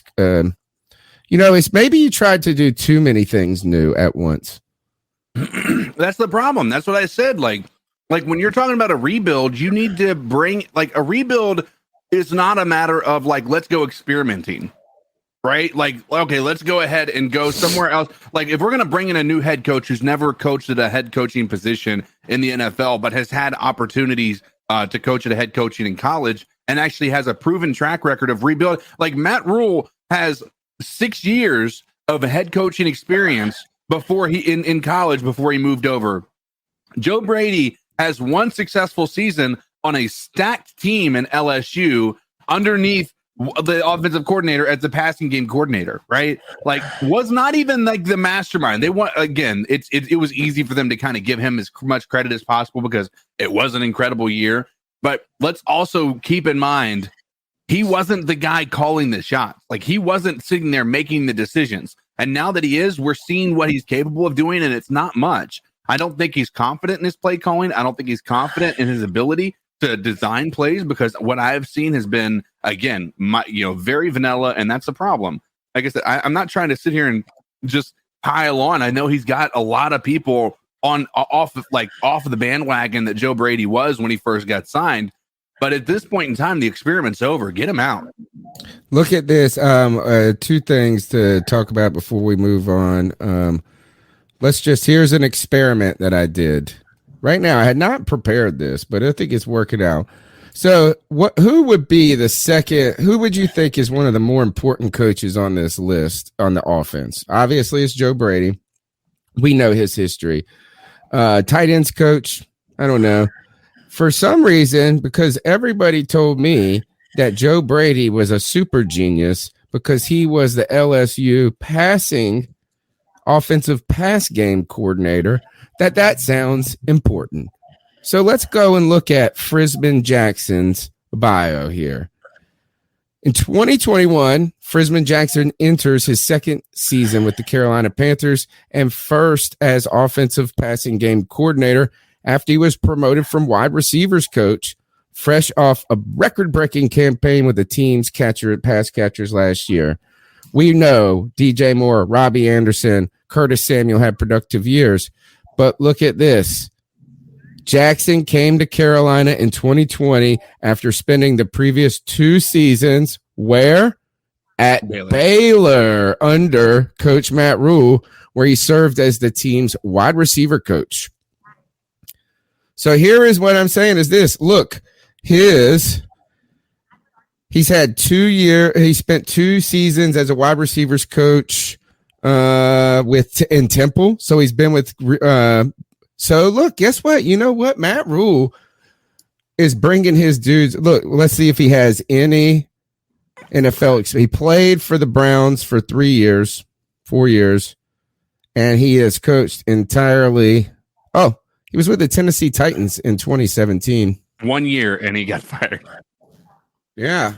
So, that's an interesting thing right there is maybe there's something to that. Oh, the last point I got to make on this is that the most success Sean McVay has had was when Wade Phillips was his defensive coordinator. Now, I'm not saying that that's the best that the Rams defense has been in that entire time, but when they made that Super Bowl run, which actually I would say this, is that wouldn't your Super Bowl appearance be your best season? Right. So in their best season, in a early season, wasn't Sean McVay a first or second year coach? And then at that point, year, I think. And Wade Phillips, an old hat, right, who has seen everything that the NFL could do, was taking responsibility of that defense. Now, I'm not saying Phil Snow is essentially this young spring chicken. That's the problem. But wonder if throughout the coaching staff, there is too much inexperience at the pro level of how to engage with these players, how this season works, the rigors of it. They are having to learn everything. I mean, my problem is not even like to that extent, right? I mean, like at least that guy has the past 14 years of experience coaching in some manner, right? And doing what he's doing now. Like he was a wide receivers coach for all of those years, right? It's not like, and he's been promoted to his current position a couple of times. While he was at Baylor, he got that, I guess that passing game coordinator promotion, and he just got it this year, right? So, I mean, I'm not even upset with that. My problem is Joe Brady. Like, I mean, outside of everything, like I'm talking about the guys that Matt Rhule has surrounded himself that are going to be the basically the way I would look at it. You have the CEO, you have the CFO, you have like those guys, the people on the board that are below the CEO that he then trickles down his like, hey, listen, I need you to get these guys ready. I need you to do this. I need you to do that. Those guys, the one person that I know, I mean, Chase Blackburn, we can debate on he again, maybe just consistency, special teams, whatever. We have a lot of question marks on the special teams anyway, but those guys, then you have Joe Brady, people with experience, and then Joe Brady. Like outside of let's pull up Joe Brady's history. How about we do that? Because that I think is going to be more hysterical. The oldest guy on our team, real quick, is Ed Foley, 30 years coaching experience. And look at this record, or look at where he's coached at. Surprise, surprise. Temple, yeah. All college. Yeah. Look, goes back. He probably coached Rhule at Penn State. Then, look, Temple, Baylor. That's some crazy mess, dude. Yeah, like Brady. He's the only one that hasn't coached with Dang. Where is he? Was he up there? No, I'm more interested in his actual experience. Oh, it's well, he's only 31, so he can only have so much, right? Right. He was a linebackers coach at William and Mary for 2 years. Then he was a graduate assistant at Penn State. Offensive assistant. He wasn't even a coach at Penn State. He was a graduate assistant. Yeah. Look at this. I mean, very limited experience at the very top of the offense. And that's even fine if you're young, but wouldn't you want to have guys around you that had been there, done that before? But it really seems like you want to talk about, maybe we didn't give this enough kind of criticism or scorn or hesitancy at that moment, because it was like, oh my God, we got the Sean McVay of college. No, I was never. I promise you, I'm the old curmudgeon. I ain't ever wowed on Joe Brady. But here is that maybe we didn't give enough credence to the idea. Like we haven't seen college coaches transition and have a ton of success in the NFL. There's not a long track record of it. Now, I'm not saying it's impossible, but not only is Matt Rhule a college coach jumping from college to the NFL, his entire staff as college coaches jumping to the NFL. And how about this? None of those Temple or Baylor teams were ever world beater football teams. Right. They never won championships. And again, we're playing this nepotism thing where it's like everyone who's ever been at Temple, who's ever been at Baylor, who's ever been a part of Matt Rhule's coaching staff, they just come and get a nice, cozy, cushy job. And yeah, no wonder we're playing like a college offense against a bunch of NFL defenses, man. I think, I know that CK has a lot of his arrows pointed at Joe Brady. And I get it, man. I'm not trying to rehash the whole Joe Brady thing. But when it comes to coaches, mine are pointed directly at Matt Rhule.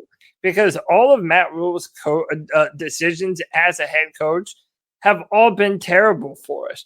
Like, what is one good thing that Matt Rhule has done as a coach in his time here? Bill Snow? Can you name one moment or one thing or one decision that he made? I thought his first year, I thought we were not misled, but like the first year, it didn't feel like he was in over his head. I thought that, and particularly this in a Zoom world, right, is that they didn't have the team. I thought looked far more competent on both sides of the ball, not both sides of the ball, but yeah, I mean, it got better on defenses that with no parts, and the offense looked far more competent last year in a rookie season for this coach. And it was in an unprecedented, no training camp, almost like he did better in that environment.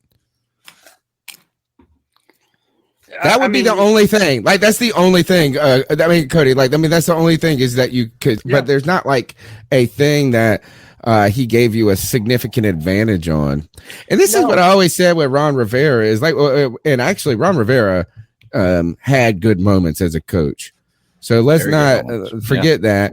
But Ron Rivera, what I always thought about him is that he won't lose you games, right? I mean, and he might, but he alone won't win you a game. And that is like we think Bill Belichick is going to take away something and like ruin you. He gives you, it would almost be like this is what is the over under for the wins, right? If you took away Ron Rivera with COVID for a week and you took away Bill Belichick for a week, I bet you the line in Vegas would move more for Belichick. And what I mean is that it seems like we are thinking that these guys give them some sort. We think that McVay gives you some sort of advantage. You would think that who is the guy in San Francisco that people were so high on? Shanahan gives you this game advantage. I don't know if Rhule at this point gives you any advantage. Actually, I don't know. I know he does. He hasn't shown anything that does. I think it's more systemic than him. I think this just shows a inexperience from his perspective to bring in inexperience. And I don't know if that means that he is a control freak. I don't know if that means he is loyal to a fault. I don't know if that means if he is threatened by people with experience around him, right? Is that the idea is that there's nobody on this team that is going to be the interim head coach. No, Andrew, that's a great point, man. He didn't bring a lot of experience to the football team. He brought a bunch of guys from college and expected that same success that he had to be able to translate over. And it hasn't. And I think that one of the things that's so upsetting is that we're all kind of learning on the fly who Matt Rhule really is as a head coach. And he is in over his head. And again, I kind of think he'll get the benefit of the doubt no matter what. And he's going to be our head coach another year. But I just don't see how this gets better, man. We need more than one offseason to fix this offensive line and to fix the quarterback position. And do we think that Matt Rhule and Joe Brady and Phil Snow, are they going to survive more than 2 more seasons of Phil what Snow, we're yes. And Matt Rhule, yes. But Phil Snow, listen, if we fire Matt Rhule, Phil Snow's out the door too. So is Joe Brady. Yeah. I just don't think that. I don't think we'll get more than 1 year of Matt Rhule being an average NFL head coach. I think if he's average, like if we have a step forward next year, he's still going to get a 4th year. I think Joe Brady, here's the thing, and this is why Like my arrows, you're right. They're pointed heavily at Joe Brady, and it's not Joe Brady's fault, right? It's not. It is entirely, in my mind, one person's fault, and it's one that you and I both have grievances with, Cody, and it's David Tepper. Yeah. David Tepper is the one that brought Joe Brady. Joe Brady was not a Matt Rhule hire. We all know that. He does not fit what Matt Rhule does. Like, it's never, like, basically this was David Tepper sitting there thinking, this, offensive genius that destroyed, the league and the Clemson Tigers when they went to the college football championships, right? Like that's what we saw. He had a historic year under, with Joe Burrow at the helm. Joe Burrow had one of the best years as a quarterback in the league, right? Or in the college. And the problem is like, that was 100% a Tepper move. 110%, right? And right now, that's who I have more of a grievance with. I think Matt Rhule still has an opportunity to show that he's capable of doing some stuff. Right now, I think we're going to see this year in the draft what type of coach we have. If they actually start going after offensive pieces and in the draft, and they make that a priority, then maybe we'll start to see that improvement that we're looking for. What I will say, yes, what is one good thing that Matt Rhule has done? It's kind of a pros and cons to it. The pro was we had 1 year of Teddy Bridgewater, and he cut the ties. Like, he didn't sit there and let that bleeding continue. The problem was he replaced him with Sam Darnold, right? It was like, he's not afraid to realize, listen, we made the mistake. We need to figure something else out. But like I talked about before, I just feel like we're just in this carousel where we're constantly buying high and selling low, and we're at a loss every time. And we're continuing that with Sam Darnold. And whatever we end up doing, if we go with a first-round draft pick for a quarterback to try to, fix this, and then we still haven't assessed or addressed our offensive line, we could ruin a rookie quarterback as well. Yeah. So, see what he did there? Carousel. As I circled around these, I circled the screen layouts like the Carolina Panthers are rearranging the offensive line. Last night I was on Charlotte Vibes channel, and he had it so the person, and maybe I could do this right here. Say something now, Cody, because let's see if you switch to. No, you have to do it. You have to do it. How do you do it? How is he making the like this is how you do a solo layout, and then on something. I know that, but he was able to do this layout right here, and whoever was talking, he would make them the central, the big box. He could have been doing that himself the whole time. Just a lot of work. Yeah. I'm just trying to figure it out. I mean, I've used this and I just clicked all the buttons. I don't know what else to click. I feel like I'm in Super Troopers when they tell them to pull over and they say we're already pulled over. Let's go to the cat calls, 252-228-5098. What's going on, C3 Nation? This is your boy Jay Anderson hitting y'all up. Man, I watched the Matt Rhule press conference. Look, man, the dude gotta go.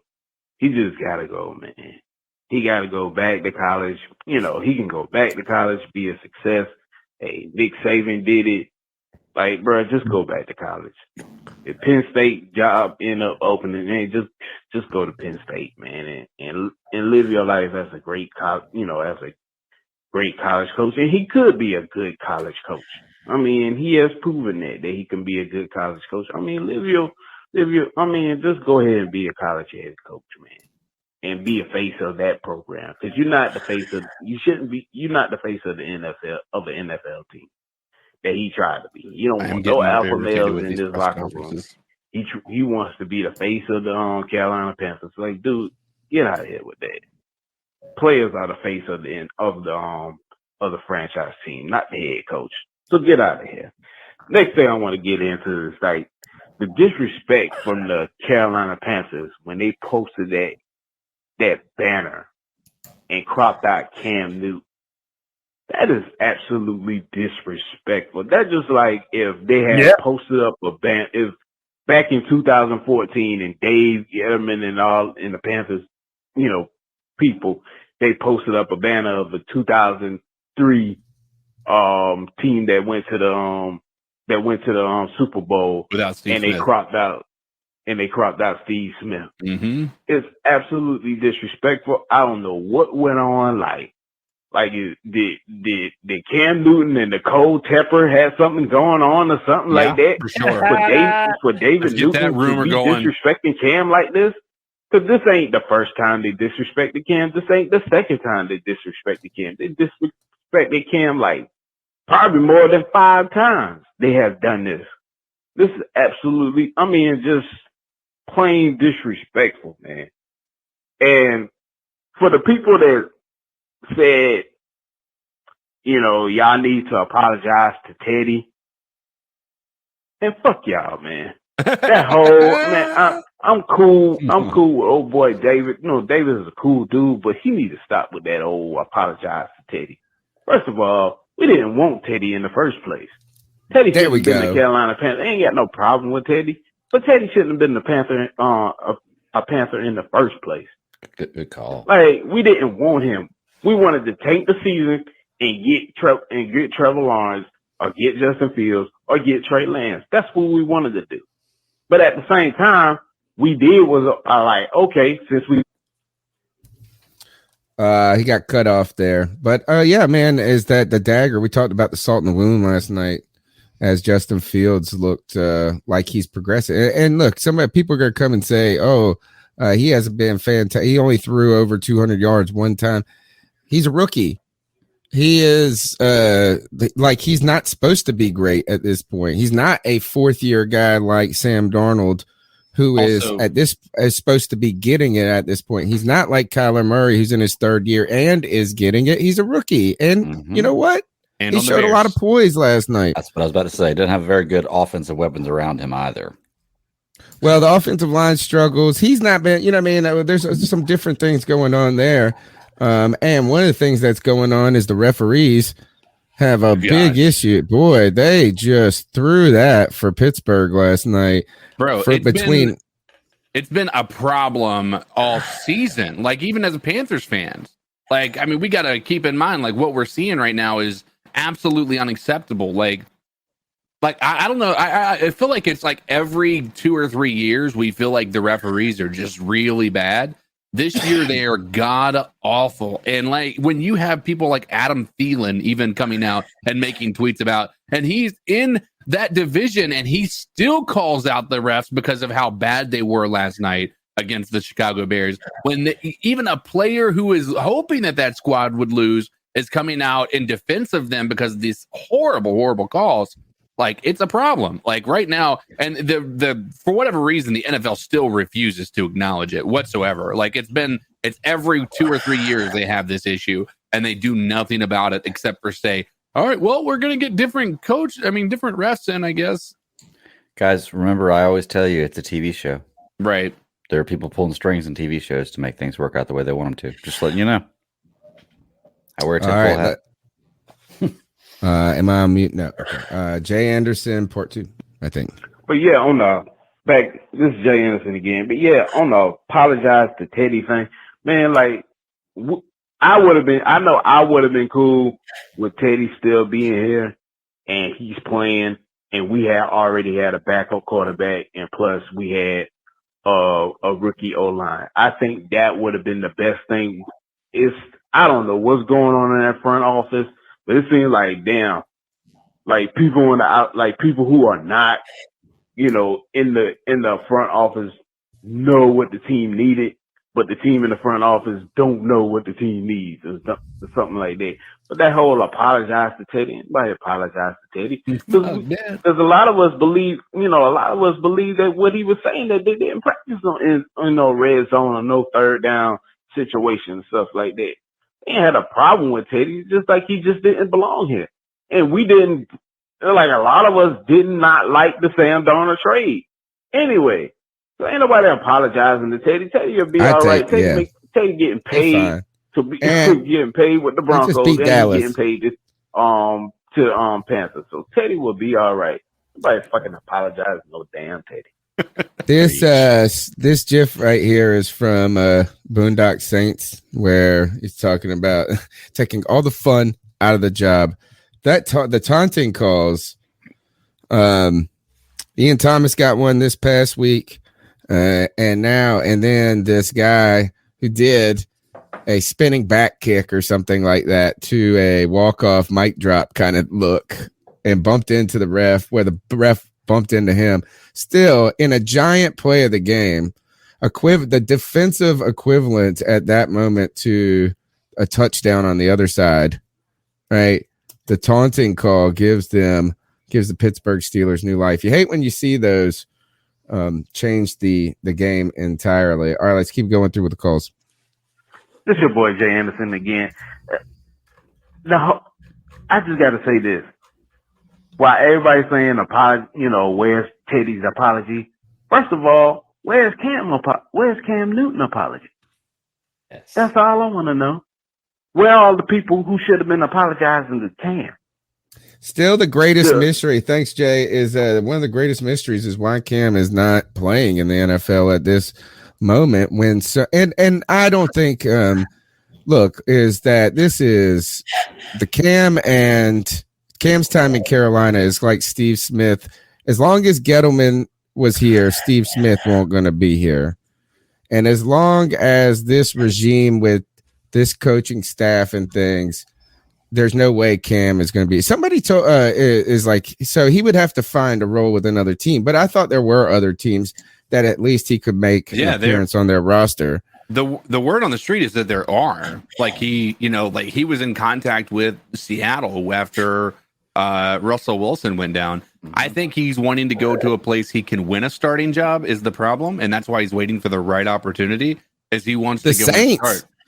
The Saints, it's going to be hard to look at him there, but it could happen. Turned him down. They've already basically said they're not interested. They have Taysom Hill, and to be fair, Trevor Siemian has come in and he played pretty well for one game, and then he went and threw 4 yards.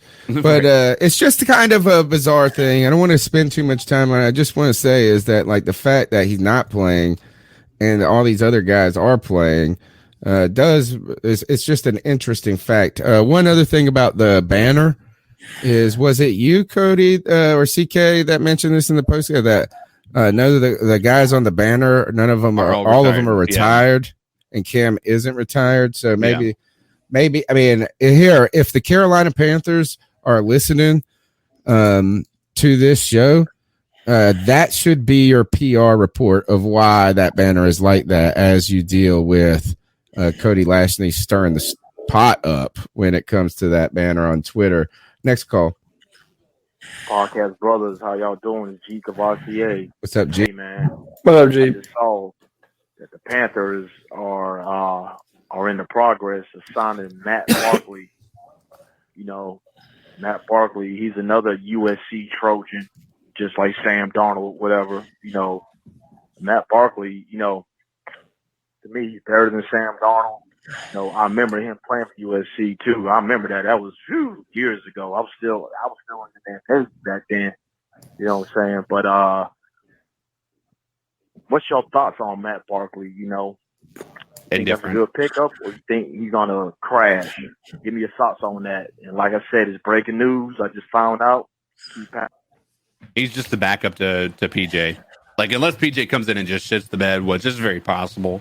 He is PJ's backup. I don't think it's any more than that. I'm disappointed that they haven't made any real moves. There's I'm not going to say there's plenty of guys out there, but there are people out there that are going to be possibly better than PJ Walker that we're just not trying to bring in. True. I see some sort of actual wisdom in the Barkley addition, and that is, if I'm right about Darnold moving to IR, or at the very minimum spending significant time out where he might make one last kind of hurrah at the end of the season when we're really so far back that it doesn't really, no one even is watching anymore. But I think Barkley does this, is that what happens if PJ goes out there and gets hurt? And what you got to do is just have somebody that is familiar enough with the NFL process to actually go out there and run some plays for you. That doesn't know, is that can learn the system well enough or enough of a football system to just go and play the full game. Because this Love kid that's on the team is you can't bring in a guy who's never had any experience, who's just been a practice squad player his entire time and is young. Like, you got to have somebody that's thrown a football before. And so I guess that is kind of the wisdom, is it's kind of like the Mark Sanchez latter years for these teams. Or like the Joe Flacco addition to the Jets, you know? Right. For those who don't know Matt Barkley, he was in Cam Newton's draft class.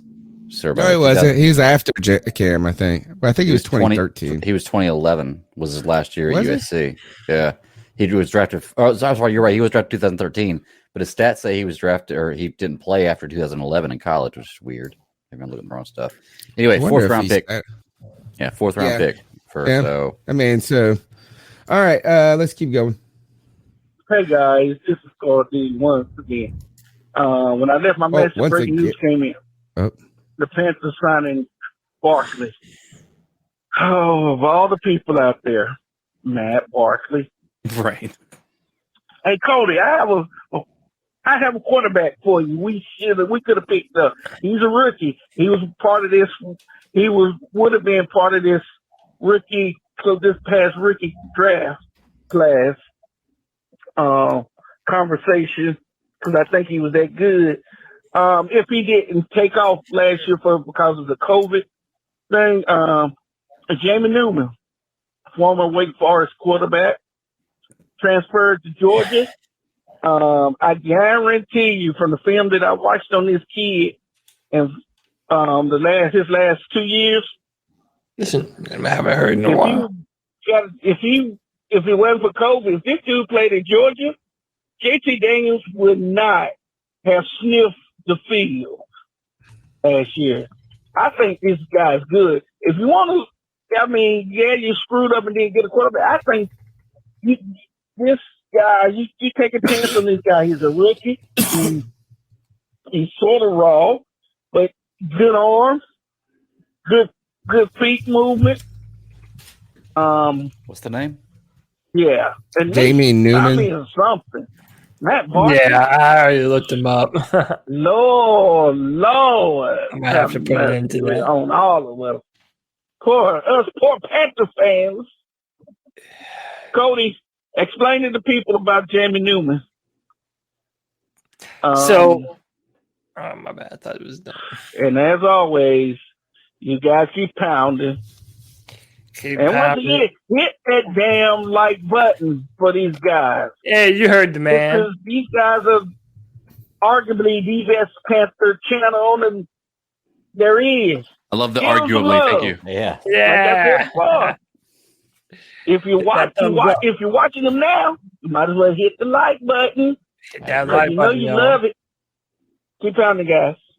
Keep Our pounding. own Carl D subscriber shame there towards the end. Yeah, man, gotta love it. Shout out to Carl D. So Jamie Newman, he was supposed to play at Georgia in 2020, opted out because of COVID, and in my opinion, that was a terrible mistake for him because ultimately what ended up happening was he signed with the Philadelphia Eagles as an undrafted free agent, but he was waived on June 9th of this year. And I mean, listen, we could have potentially gotten Jamie Newman, but the thing is, we were in the top 10 and two quarterbacks fell to us. Now, obviously, I was a much bigger fan of one over the other. Mac Jones opposed, yeah. Yeah, let's flip those that order there. But man, look, we had an opportunity to draft Justin Fields. We chose not to do it. And, again, these little one-off decisions have such lasting consequences. The fact that we didn't take a quarterback, the fact that we didn't draft a left tackle, the fact that we didn't put more emphasis onto the offensive line with the better free agent picks. Like I said, we only have so many resources to be able to fix this next year. So I don't know, man. I think it should have been Justin Fields. Either that or Justin Herbert the year before. Now look at us. We're left clutching our pillows here, trying to figure out what we're doing. What did they say? Hindsight's 2020, right? Like, if the thing that sucks about this is if the Sam Darnold thing worked out, like, these guys are geniuses, and that's what I feel like is happening. It's sort of like the way that I look at this, and I'm the master of metaphors apparently now, is I'm looking at this sort of like how I look at fantasy. Like, I literally picked the people that I was thinking, like, man, I bet you this guy could do, like, there's been no indication that they're going to do well, but like, I bet you, like, these matchups of the first half of the year, this guy's going to turn it around. Like, no reason why I believe that outside of, like, maybe it'll just be the cards falling my way. It kind of feels like that's what they did with Sam Darnold. Almost feels like that's what they did with Teddy Bridgewater. You know, it's a disappointment. But these guys would have been geniuses if it worked the other way. Unfortunately, now they look like a bunch of stooges who made a gamble on a guy who, you know, we wanted to be successful. You know, if you're a Panthers fan, you wanted Sam Darnold to do well. If you didn't, then you're not really a Panthers fan. Let's be real about some stuff. And so now we're here. And yeah. Hey, it's interesting. I'm looking at these highlights from Jamie Newman. It's funny. I live in Winston-Salem, or right next to it, and I don't know this quarterback. There might be a reason. He does look good, but it looks like from what I'm seeing on his highlights right here, his wide receivers are the ones that are making him look good. Like, he's making a lot of his balls are not in the right position, and the wide receivers are making great catches from the highlights. Similar to what happened last year with Teddy Bridgewater and yeah. Not saying he's terrible, but similar to all the guys in the chat on Charlotte Vibe Show last night, their balls were all in the wrong position. Oh, no. God, they're so thirsty. I was kind of playing into the joke at one point too, because the whole chat room was doing it, man. You tried to stay. I was proud of you for a few minutes where you tried to stay off of it, and then you were like, you know what? I'm just joining with the crowd. Yeah, dude, like, I'm in the chat room now. I'm not in host mode. But hey, Tony, I was wondering if we could play that clip of Matt Rhule talking about Brian Burns and Matt Jones. I think that's one of the things that we haven't really talked about yet. And I really took umbrage with this, man. I want to see what you guys feel. You know, again, I'm going to let you hear Matt Rhule give his essential non-answer regarding Brian Burns and Matt Jones and his attempt to try and hurt him. So this may flip my opinion on Matt Rhule even more. You know, my job, you know, on game day on the sidelines is to defend our players.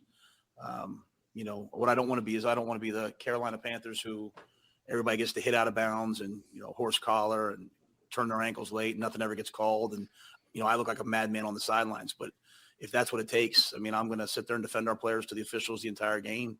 We have an excellent sideline. We don't have a lot of players yapping at the officials. We don't have a lot of coaches. I do it. You know, I tried to defend our guys. I saw the play on the field. I said something, you know, Hassan said it. I saw the replay, said something to the game officials. But I love Mac Jones, tremendous competitor. Oh. I have no idea what was in his brain or his that, and I'm not here to talk about that.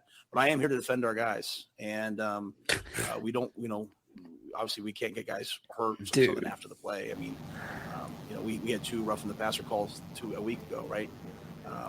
That, you know, we're really close. So, and again, not about officiating. I respect the job that those guys do and how hard that is. It's just at the end of the day, we protect our guys. And so, pussy. Sorry, I mean, Robbie last week or DJ last week, or you know, I'm always out there to check on them.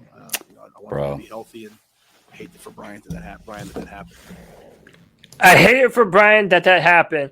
But we love Matt Jones. Yeah. Or we love Matt Jones, and I don't want to comment on his character. And then there's another part in that interview where he said, "Oh, we don't want to talk about players on another football team." Listen, but I want to defend my players. Yeah, but you want to defend your players? Well, how exactly are you defending your players? Mm-hmm. I mean, you're saying, "Oh, but we don't want to go too hard on the referees. Those guys have a hard job," even though you didn't go on to list all the times that they didn't give you the proper call. Well, tell me, Matt Rhule, how are you going to bat for Brian Burns? What? You haven't said that you're going to talk to the league. You don't seem very mad about it. Okay, you're going to jumping down and scream on the sideline. But what does that do? Like, when you don't come out fervently in favor of your guys, like that shows zero leadership material, man. Yeah. Like how are these guys supposed to go to war for you every Sunday and you're not willing to go to bat for your guys at a press conference? The only caveat is, as a head coach, you have to be incredibly careful with what you say, because if he comes out and either like attacks the character of Mac Jones, or he comes out and he attacks the officiating, there is a fine coming. And they're like, that's the stupid thing about the NFL is you can't criticize. If you're a coach, you don't have, without, like, to an extent, you can say, I didn't agree with the call, but you can't sit there and outwardly say, the coach, the officiating was absolute garbage. Like, they should have caught that. They didn't. That was a blatant disregard for player safety, and they need to address it. He would have been fined for that. As stupid as that is. If I was a head coach and I felt like I needed to say something about another player on another football team not taking into concern and then doing something dirty to one of my players, right? Like, dude, I would eat that fine. Whatever, it's a fine, dude. No, there's another way to do it. Millions of dollars. Like, there's another way to do it, and it is here. I don't entirely have a problem with his perspective, like what he was trying, the angle he was going from. And you got to remember, these guys are just spitballing on press conferences. Right. How many times have you been asked a question, you want to handle it a different order of events or something, or say one more thing, and you're like, I wish I would have said that. But I didn't, he's like, I don't want to be the team that this is getting done. I think I didn't like the order. If I was him, and I think if he went back, what he could have said is I don't know what was going through Mac Jones' head at the time, but I know I don't want our players trying to intentionally twist knees or do anything like that straddles the line of legal and illegal. Instead, I want our players to win and play that respects the game. The other thing that he could have done is pulled the old Ron Rivera. And this is Ron Rivera. No, Ron Rivera would say, man, we're going to send this play to he said, I can't really comment on it that much. You know what I'm saying? This is what was called on the field. This wasn't what was called on the field, but we will be sending this to the league office for review. Mm-hmm. Can I read what Mac Jones said? Because I want to break this down. This is how you spot a liar right here. I'm gonna read it and I'm gonna break it down. He says, after I got hit pretty hard, I didn't really know exactly what was going on. I thought he had the ball and it was my job to make the tackle. That was pretty much it.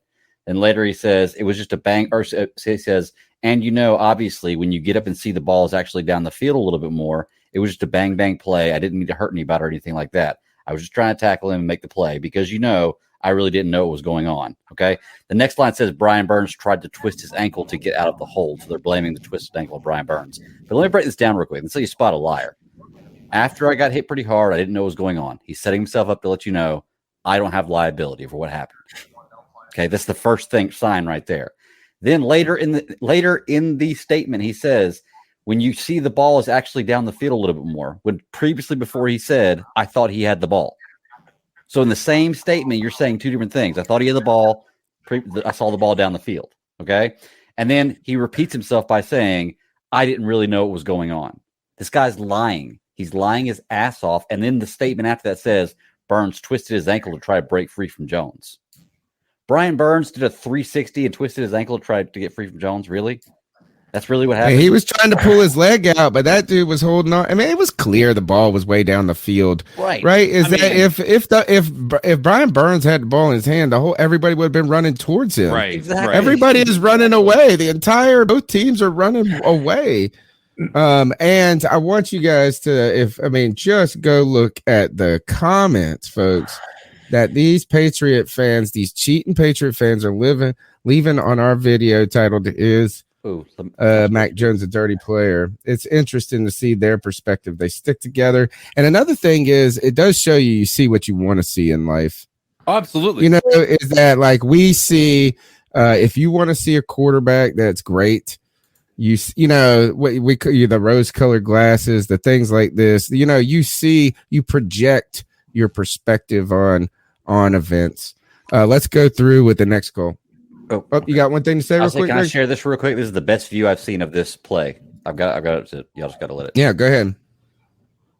Y'all gotta While put it in that's there. I gotta that's add pulling it. up, Do I gotta add it? Oh, here we go. Is this the NFL Films version? Yeah. I don't know why I can't hit play. Why? What the hell's going on? I mean, yeah, he swept his Okay, so leg. look. and I'll then run it through it. He tried to trip him, number one, immediately. Yep. Why is it not playing? Hit the little refresh button underneath the play. Yeah, and then you see this twist there. Yeah, I mean, he's clearly doing the Kurt Angle ankle lock. Hey, look, right here. Yeah. That was definitely Brian Burns twisting his ankle to try to get out of the I hole. mean, idiots. Idiots. All right, Yeah. let's go through with the next call. Look at those comments, folks. Go in there and war up for your team. War up for your team. Hey, I was at work today, and it was just like I saw my friend that sits next to me. Did you? And we're both Panthers fans, and we get to commiserating, and my God, fuck, thinking about the game the whole day at work. It made me work like a motherfucker. It made me so mad, though. It made me so mad that I probably made my quota for the entire year. But I mean, where do we go from here, guys? I even forgot what I was gonna call about. Damn. Just that I saw that I got to talk Panthers at work and commiserate and whatnot. But my God, it was so bad. Especially being at that game. And those fans. I'm not going to get started on this call because I'll probably need 2 calls. But you know what? Fuck it. I will get started. I think that there's an argument for fans just being so done and leaving. But guess what? Ownership doesn't give a shit if you leave that game. You know why? Because you already bought your ass a seat. You just left at halftime. They don't care. And it's just a forest of empty seats and silence, which a lot of people say silence is agreement. So what it looks like to them is we're agreeing with what they're doing, which we're clearly not. And by God, we don't have to stay and cheer at all. That's not actually what I'm advocating for. I'm advocating for fans to start cheering, start booing and chanting about firing Joe Brady and Deshaun needs to be a Panther because he didn't do it. And, even if you want to go, if we really think the problem is Tepper, which a lot of it is, chanting, fuck David Tepper over and over again, because if enough people do it, the ownership is going to hear it because they go to those games. They're going to hear it. And Tepper walks out, into the crowd. And we need to be around him saying, yo, David, the hell are you doing with our football team, dude? I mean, we know that you're the owner. We know that you have the purse strings, but we're your boss, and you do what we want to do, which is win. But that's my rant, and that's what I was thinking. That and we even did it when we were winning. The fans even did it when we were winning. I know it was preseason. I know it doesn't mean anything. It was against the Steelers, and we were beating the shit out of them. They were leaving third. Here is I think he's got 5 more seconds to. Wow. All right. This is just to show you the level that the Patriot fans will go through. This is somebody, obviously, who is a Patriots fan. They go, oh, Mac Jones is a dirty player. Here is Brian Burns. And then they show whatever this is. They show, and I want to comment on this one right here, but it's the same 3 plays over and over. One is he's running over and he barely taps that guy. The other, look at that. Like that, you think that's a dirty play. Okay. Yeah, he's trying to hurt. Yeah. He was trying to hurt him. Oh yeah, clearly. Then they show this. Look, this one's not even from this game. So don't mislead the people that you don't know any of the context of what, if the guy had the ball, if he didn't. And then what is this one? What is that's when he's trying to tackle both of them. Yeah, that's like a sensational defensive play. This is how delusional this fan base is. And this is what happens. Hysterical. I mean, when you have a culture of cheating. So let's keep piling through with these calls. What do y'all think about Matt Barkley? And him coming to Broccoli? the Carolina Panthers? Do you think it's going to be a long thing or like a short thing?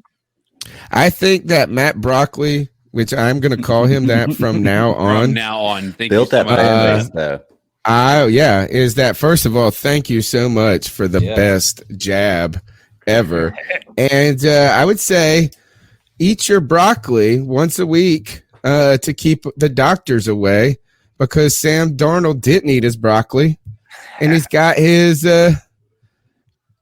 broken scapula. And then PJ Walker, he is Sam. Wait, what's his name again? Matt Broccoli is the vegetable for PJ Walker. So you got to have a PJ sandwich and your broccoli. Great call, man. Great call. Thanks for calling in. The number's 252-228-5098. Smash thumbs up. Be a part of the conversation. Hey guys, it's Chuck from Elizabeth City, aka Carolina Sports Guy. What's up, Chuck? Kind of incredible how emotions play out with the fan base. We were 3-0, and everybody was praising how great our defense was, and how good Sam Darnold was, and that we ripped the Jets off. And everything looked good, and didn't feel so bad with the Dallas game to a point because of the refs kind of shitting on us in the first half.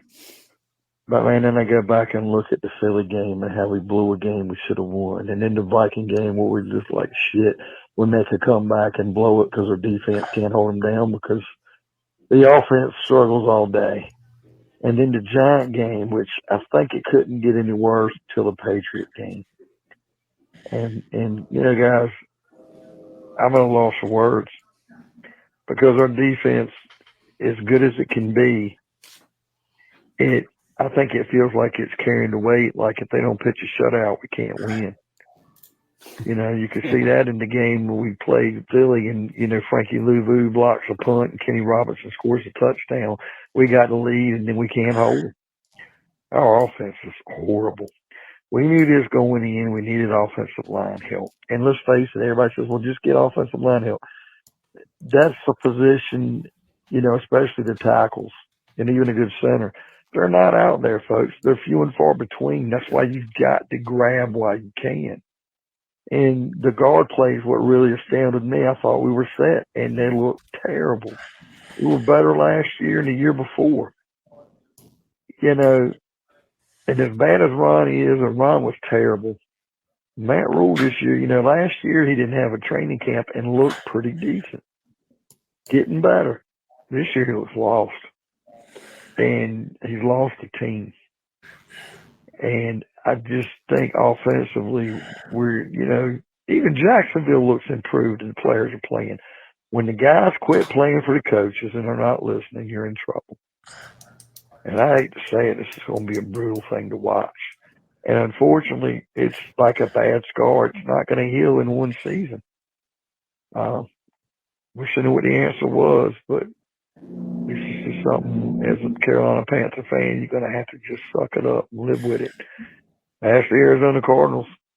They had Josh Rosen, shitty coach that they got from Carolina, was a defensive coordinator for 1 year. And they found out who they wanted. They drafted another quarterback, and they're turning it around. Maybe it'll happen to us.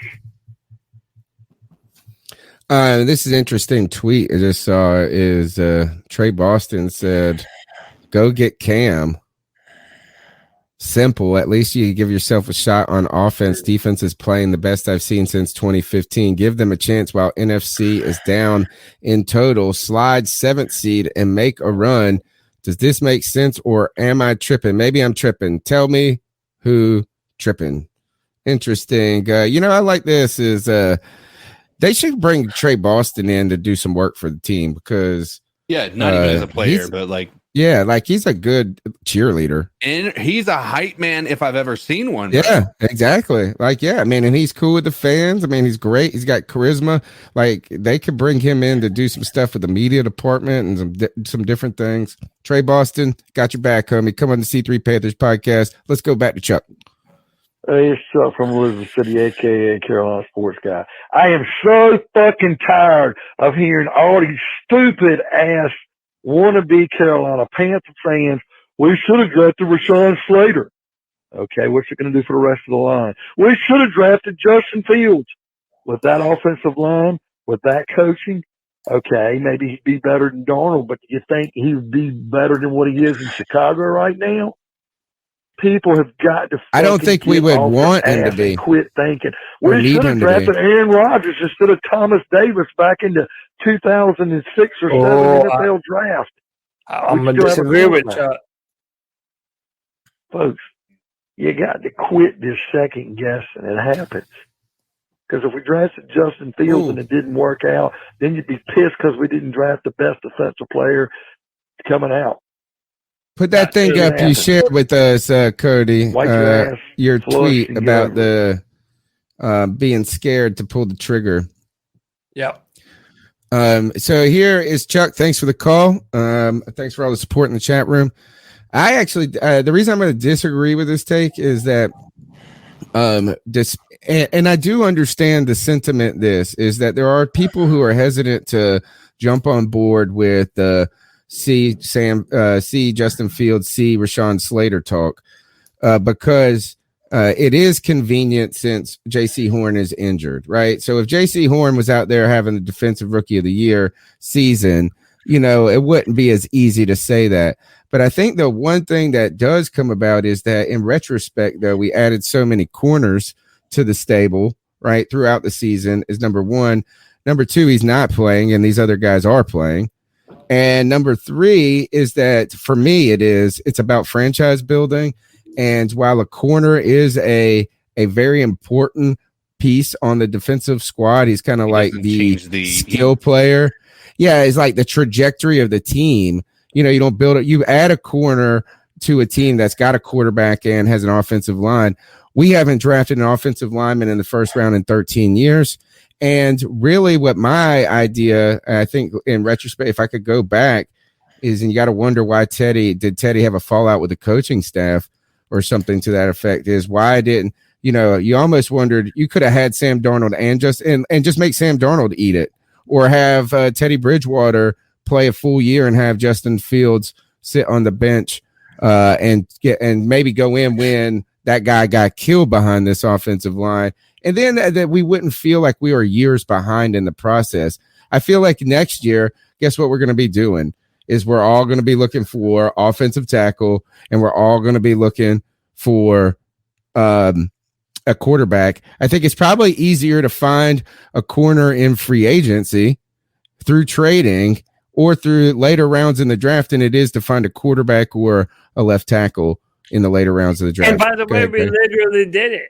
We literally did it. Then we went and got Stephon Gilmore and C.J. Henderson. Yeah. So and Chuck, this is where you're wrong on this, man, because none of those guys that you mentioned equal a franchise quarterback. And one, I actually do think that Justin Fields would be a lot better on this team than he even is with the Bears, because the Bears don't have a lot of weapons. They don't have a great offensive line. Yet he was able to make some of the plays. And I have no doubt in my mind that Justin Fields would be able to make some of the plays that Sam Darnold hasn't been able to play. The point being, though, is that if you have a shot at a franchise quarterback, I mean, even if you're not going to put him in the best possible scenario to win the very next season, you at least have the most important part of your football team to build around. And I mean, if Rashawn Slater, if we drafted him, yeah, we would have had a franchise left tackle, but ultimately it would have been the same scenario. If we would have, yeah, but it would have helped the trajectory of the team. Is that like if you're turning a big ship, you don't turn a ship on a dime, but a left tackle is a bigger rudder turn for a team that has no offensive line than a defense that has some parts to it already that can add. You can't just get a Stephon Gilmore in for a 6th-round pick. You can't. Who's the left tackle? Nobody's going to give up a left tackle in the league. That's why we can't trade for one. Nobody's trading any of them. But what turns that ship even harder? Right, another big rudder pool than a franchise quarterback. And all I'm saying is that even if we would have drafted Slater, we still would have been having this very same conversation about, we should have taken a quarterback. But when we draft a quarterback next year, or we get a quarterback, guess what we're going to say? Well, there's no offensive line. So I mean, that's what I'm saying is that the conversation is still going to be the same next year as it is this year. No quarterback, no offensive line. At least if you had the left tackle, you're one step closer to saying, all right, we're repairing the line and we're trying to find the quarterback. Right? Is that we just haven't gotten them yet. I just feel like this was like a move where you didn't want to take a risk by getting JC Horn. But tell us what this tweet said. So this is a tweet that I put out earlier. Somebody isolated a 2-minute video of all the reasons why we thought Sam Darnold was going to be great, and then it flashes forward to the future and talks about Sam not playing good enough now. But what I had put on Twitter, and this was in regards to the specific portion where Matt Rhule said the hit rate on rookie quarterbacks isn't real high. And he said that in an interview with Rich Eisen. And this is how I translate that. Not only are we not good at evaluating the quarterback position, but even if there was one we liked, we're too scared to pull the trigger because of stats and statistics. And it goes back to one of my philosophies that I've said on here before. They're doing a lot of judging current players on what other guys in the past couldn't do. Oh, so there's been a bunch of bust rookie quarterbacks before. Better not take a chance on drafting one of those.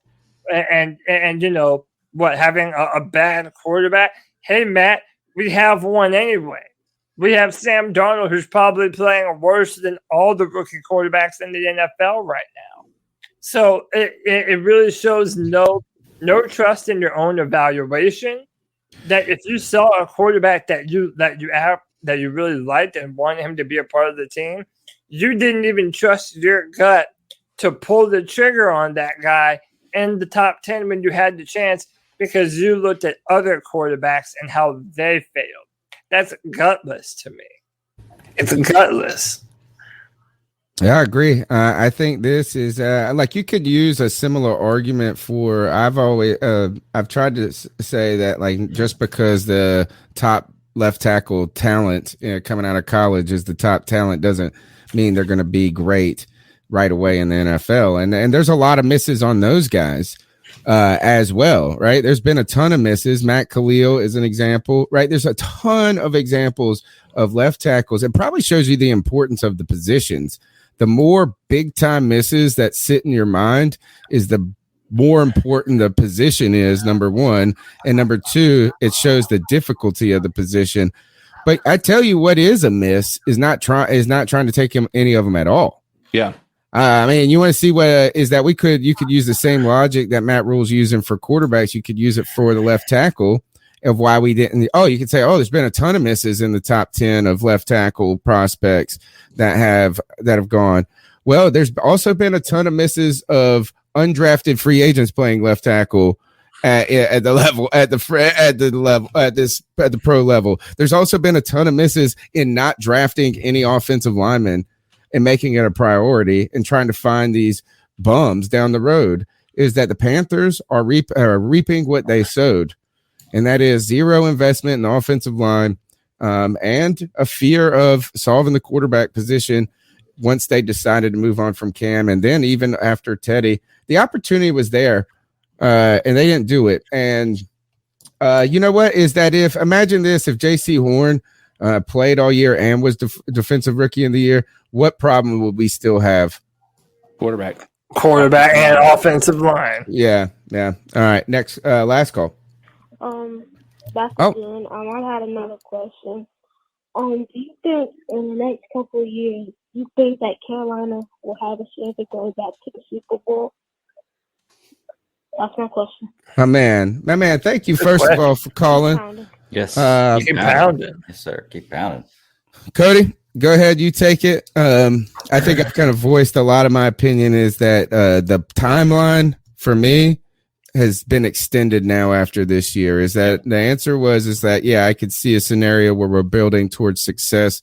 But for me, the steps forward we took in hiring Matt Rhule and then having a decent first season, the steps forward weren't large enough to get us ahead on the timeline for the steps we've taken back this season. Yeah, and I don't know the caller's name. Thank you, caller, for these great questions you're asking. And yeah, I agree with you, Tony. We're further away from a Super Bowl team than I thought we were at the start of this season. And listen, we had Ed Smith on earlier in the podcast tonight, and this is a guy who just a few years ago was talking about his team having a number 1 pick. They've had a lot of top 10 picks a bunch of years in a row. But in order for that to happen, the Panthers organizationally has to start making the right decisions at the right time. And, for lack of a better term, and I've used it before on the podcast, sometimes you have to rip those Band-Aids off now instead of letting it fester, man. You have to get it over with sometimes. And I think that David Tepper kind of delayed the inevitable with a lot of things that he had to do with this organization as soon as he bought the football team. So it really depends, man. If we're able to fix the quarterback position and get some guys on our offensive line and manage to keep our defense relatively the same, yeah, man. I mean, who knows what could happen? Every year is an entirely different year. If we make the right decisions, we could go back to the Super Bowl within the next 3 years. But a lot has to happen on our offensive line and at the quarterback position. Just a couple of comments I thought that were interesting to me in the chat room. Ryan G, as a Saints fan, we only drafted offensive line and defensive ends, which is why we have the worst receiving core in the NFL.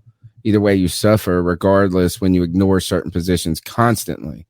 I think that some of it is that it's just the lack of long-term investment at the position of offensive line that's been a problem for the Carolina Panthers. Again, 13 years since we drafted one in the first round, when it has been a continuous and habitual problem in Carolina. And also I'd point out that obviously Michael Thomas is the richest forgotten man already. Wasn't he? He was a second round pick. He was pretty good, right? Some different things. I think he was a second round pick. Maybe I'm wrong on that. The other one was Lonzo Haith Jr. says, I'm sorry, but the Giants and Pats game wasn't on the offensive line. It was on poor offensive play calling and a horrendous QB play. Look, QB play horrendous. Agreed. No disagreement there. But so was the offensive line too. So they both were bad together. And I'm not saying one was bad because the other one was bad. They just both stunk. Both stunk. I mean, it can't be, it's not mutually, exclusive that they're both bad, right? Right. They're not causal, they're corollary, right? Is they both coincide. And I saw this picture in the group chat for the creators. Did you see that picture that I sent you guys the picture of the guy? Tell me what this is about. Let's see if I can get this to come up. I want to know in what possible world this can happen. Like, what was the context of? Is it? This and I can't get. Like, what is the context of this? Judon had literally touched Dennis Daly, and Dennis Daly had that happen to him. Like that was one of the facts. He's like 9. Like it looks like he wasn't touched. It looks like he just ran over there and dove at the hash or something. Like what? It just is such a bizarre. Welcome to why that's absolutely hysterical to see. Like that's what again, like that's a prime example on how bad our offensive line is like that. That's not again, that's hysterical, but it's not the first time. Again, it's not like it's more, more often than I'd like to admit that I've seen our offensive linemen end up on the ground barely being touched or just letting somebody go by them completely untouched. Our offensive line is absolutely garbage, and that's hard to argue at this point. All right, that is really about all I got. We've been through the calls quickly. The Panthers are on the road to the Arizona Cardinals. Anybody, your thoughts on? And nobody is taking them, right? Nobody's taking the Cardinals. No, yeah, no. Right. The Panthers. We're not keeping score, really, right? Because if we were, I would probably do it. Yeah, we are keeping score. Are we? Because, I was, but I lose it every week because I drink a lot. There's no official score, right? So I don't think anybody. If you were going to do, if we're doing this week's pick'em, no one's picking the Panthers to upset the Cardinals. I don't think on this show, man. If I'm wrong, the Falcons are heading to the Cowboys. I think this is a bounce back game for the Cowboys. It's tough ass for the Falcons. But I mean, the Falcons aren't a dead team, but we beat them. They're not a good team either. I'm picking the Cowboys there. Anybody want to try their luck with the Falcons? No, man. I don't ever trust the Falcons to do a thing like that, man. Cowboys are one of the best teams in the NFL right now. Except for they got smoked by the Denver Broncos and Vic Fangio, and the Bills got beat by the Jags. It happened. Yeah, I mean, anything. The Panthers will probably win one more game. So I said the Panthers will probably win one more game, man. Vic Fangio said that the blueprint on how to beat Dallas is out now. How about that? Wow, that's interesting. All right, the last game here, and here's another one for you, Cody. You want to talk about to show that these things aren't any given Sunday. The Saints go and beat. Didn't they play last week? The Bucks, that was 2 weeks ago. That was 2 weeks ago. They beat the Bucks, and then the Falcons beat the Saints this week. Oh yeah. So any given Sunday, the Saints are on the road against the Titans. I think the Titans. I mean, I think they're killing it. I mean, they're good, even though they're with. I think they're without. I mean, obviously they're without Derrick Henry. I think they're a better team at this point. They have a quarterback that's been their starting quarterback. They're starting to get better on defense. I got the Titans. Yep. Around the horn. Oh, well, I guess what? We all had the same picks this week. Let's go through the last segment of the show, and that's our Ice Up pick for the week. Yep. It's our homage. It's our Ice Up. This is our homage, folks, if you're not familiar with it. The Ice Up pick is our homage to Steve Smith. And by the way, if you will want to see the exact game that saying came about, it is a awesome watch. It is the Monday Night Football game where the Panthers play the Patriots, Cam Newton and crew at Bank of America. Upset. Well, I guess you would say upset. Yeah, upset in our 13. We went 12-4 that year, I think. Cam Newton had a sensational game, and he was electric. Steve Smith was just a big play, and him and Aqib Talib, yeah, because not Aqib Talib. He's saying it right. Aqib Talib.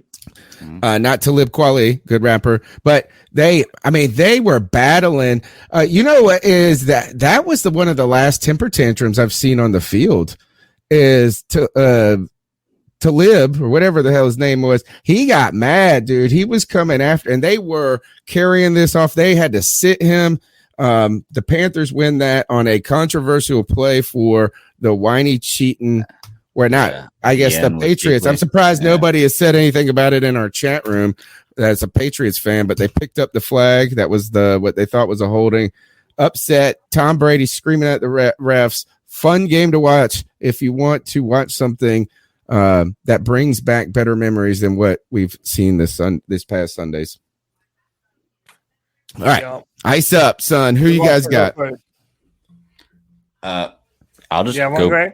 I'll just go broad. I'll just say New England Patriots, man. Tony, I'm sitting here looking through this comment. You posted this this first things first Twitter or feed with them talking about this Mac Jones play, and dude, I can't understand what goes through the minds of Patriots fans. I really can't. Like there is no way to defend some of the stuff you have. And I'm looking at this one you replied to and actually just replied to yours because it's just absolute bullshit. There's no way you can look at the Brian Burns play and say it wasn't dirty. And there's absolutely no way you can look at these videos they posted to try to counter that with Brian Burns and say those plays are dirty. Like, it's just absolutely insane. I have no idea through all the years of the cheating, the rules changed, everything they've had go in their favor, everything they've had to work out for them, how you can possibly complain about anything. What are these guys talking about? They're delusional, man. Patriots they're fans delusional, are delusional. But this is like comfortable positioning for them. Yeah. Right. Like it's like, and this isn't a matter of this is the world they live in. Yeah, exactly. It's normal to them. It's like when you stink, but you don't know you stink. You know, Yep. It's like everybody else knows you stink, but you're used to it. So you don't know you stink until somebody tells you, hey, you stink.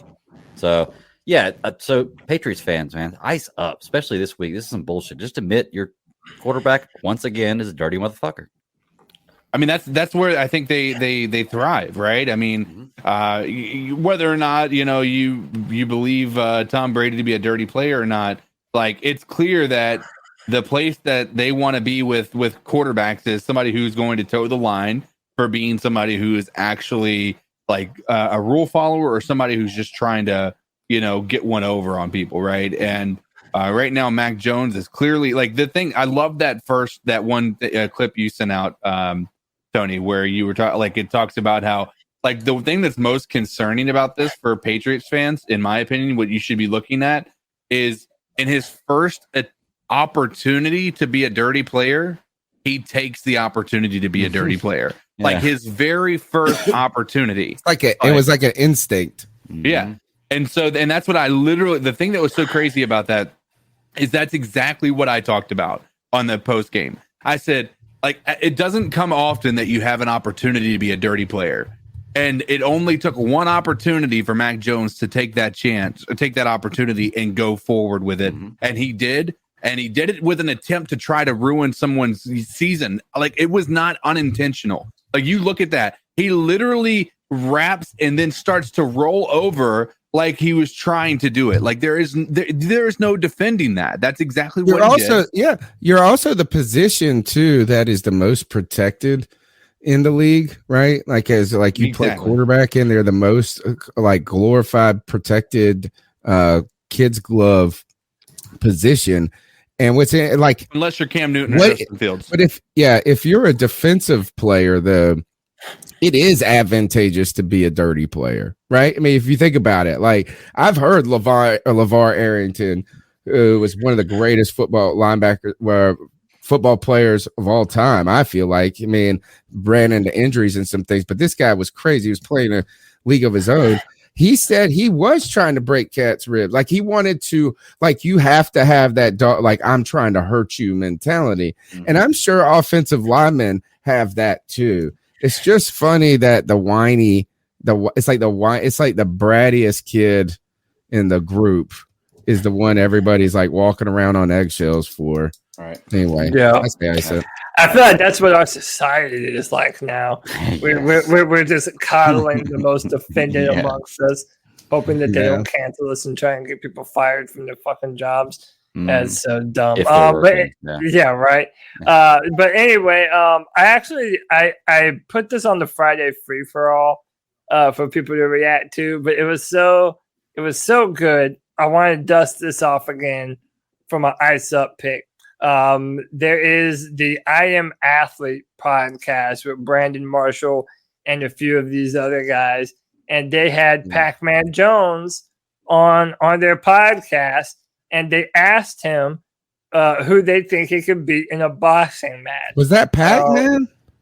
Yeah, I'll just let you listen to who Pac-Man thinks that he could beat in a boxing match. We're talking about from the dudes that was in the league when we was in the league.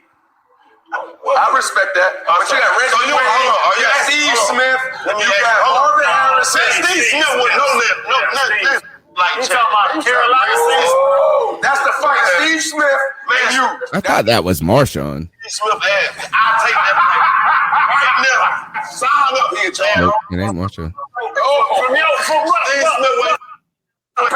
All years. Man, I would love to see that boxing match. Oh man, I would love to see that. They're So, drunk okay, too. so hold up. So he's talking all this shit, right? About Steve Smith. Well, one, we all know that shit is false. We know that that Jones would knock him out. What am I listening to? What? I don't know what. Is that mine? Yeah, I don't hear nothing. Yeah, I don't hear anything Oh, either. I started playing again. But anyway, if you don't know the history between Pac-Man Jones and Steve Smith, there's a reason why my man is so upset and so salty about Steve Smith, and it's because of a very specific play that happened a few years ago when the Ravens played the Bengals. Oh Boom, yeah, Steve Smith. oh yeah. Here it is. Here it And is. put Get him off me, in boy. the dirt, bro. God, how do you not love Steve Smith? How do you not love Steve Smith, man? So to Pac-Man Jones pretending like he would do anything to Steve Smith in a boxing match, yo, Steve Smith would serve you these hands, son, and there's nothing you'd be able to do about it, bro. So the Pac-Man Jones, you were an overrated football player, started a bunch of fights, man, too aggressive. He's a clown, bro. Ice up, Pac-Man. Ice up. CK, you got one? I mean, I was just going to ice up Mac Jones just because, like, at this That's point in why time, I said Patriots. Yeah, I thought you were going to go Mac Jones. I'm over this whole, like, I was very vocal about it, and the reality is, I mean, if you look at it, the media for them by and large, there are people like Shannon Sharp and ones out there that are saying like, oh, there's nothing wrong with that play, right? But by and large, people are starting to realize like how fucking dirty that was. And I love that clip you put out there because it absolutely illustrated everything about why that was a dirty play and why it should be concerning to you if you're a Pats fan, because you have got somebody with such little character that the first chance he got to be dirty, he took that fucking bait and he didn't even look back. He didn't even like, this is how even beyond that, this dude is absolutely stupid. He's like, I don't mean to hurt nobody. Dude did it, walked up, didn't even look back, got up, walked away, didn't even pay attention to what he just did. Like, that's a guy who has no remorse and is coming in with absolutely no, like, you best believe defenses are watching that right now. And Mac Jones is about to get low blow after low blow after low blow coming after him, people headhunting him. And I'm not sitting here, again, I said it on the post game, I'm not asking anybody to injure Mac Jones, but you need to punish this guy, and because he clearly has no regard for you as defensive players. Defenses are going to be coming after him, and they're not going to show any remorse for anything they do to him. Yeah. Look right here, he sweeps the leg. Look, look, dude, you can't get more dirty than that. And he sees him wincing, and then stands up and just walks the other way. Yeah. Like, all right, yeah, I know it's terrible. Okay, my ice up pick goes to, I didn't know that M. Night Shyamalan directed the movie Dune, because this fantastic movie with great acting, with great cinematography, with what I thought was great writing and a great story, had a terrible ending, or I would say a lackluster ending. No, M. Night Shyamalan did not direct the Dune. It was way better than an M. Night Shyamalan movie, but M. Night Shyamalan is great. Like, he's the master of making trailers. He is the master of making really interesting movies until you get to the end and you're like, ugh. Yeah. So I thought this is, you know what, I would watch Dune. I would recommend it. I just thought, man, for being such a good movie, 98% of the way, right at the end, just kind of I was whelmed with that ending. I was just whelmed. I was not underwhelmed. I was not overwhelmed. I was whelmed. And as I tell my students, your money's made in the beginning and the ending of an essay. Your money's made in the beginning and the end of a movie. And I guess maybe HBO made some money on that. I'm sure they spent a lot of money on it too. To you, ending of Dune, Ice Up. I am excited about more to come though. Two things. 2023, part 2 comes out. I want to hear your thoughts on that when it comes out. I'm glad you enjoyed the first movie. Secondly, this movie was half of the first movie for the 1984. So this is not the ending of the essay. This is the middle of the essay. They just broke it down. You got to find a better chapter to end on. I hear you. Or tweak it or something. But you're going to watch the next one, right? It caught you. I am. I will. I told you enough to watch the next one. That was all it needed to do. So there you go. I liked it as like a kind of a new adult Star Wars-ish type. Yeah. You know, is that not taking I thought it was yeah, man, I liked it. So, but the ending, I wish the ending would have had a little bit more. So I say Ice Up. Remember that, filmmakers, hit us with a good ending. That's the C3 Panthers podcast. My name's Tony Dunn. You can follow me on Twitter at @cat_. No. Yeah. @cat_chronicles. What am I doing? I'm like, forget my own dang Twitter handle. And no, I'm not drunk. That's the problem. I'm not drunk. We're here tomorrow night. Beat check. David Newton in the house. Confirmed that early in the morning. I saw him. He was at the play Rent tonight. And we've got to Debate My Take tomorrow as well. See, Cody, how can they get after you and follow your work? Yeah, you can find me on Twitter at Cody Lack. I'm always going off about something on Twitter, so follow me there. You can find all my written content on drafttech.com, where I write as an analyst for the Carolina Panthers. That's drafttech.com. You know, especially as we get into draft season, that's going to be picking up in a real big way, so make sure you check that out.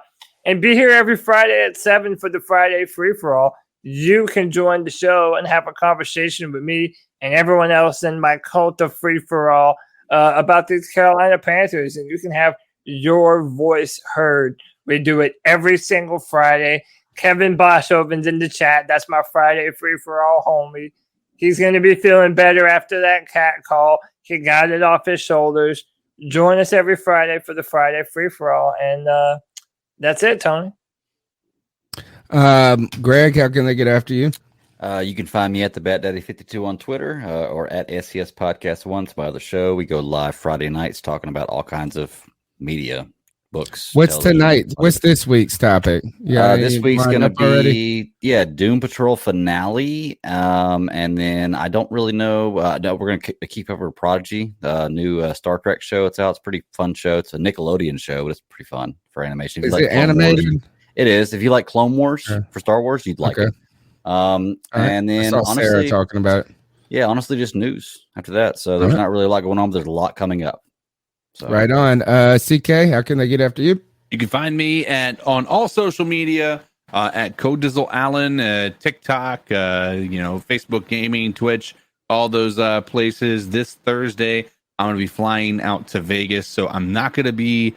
I'm going to try to get out the Madden thing tomorrow night, but I'm going to be kind of busy, so it might not be something I can do this week. I may be able to send you guys if you're able to do it.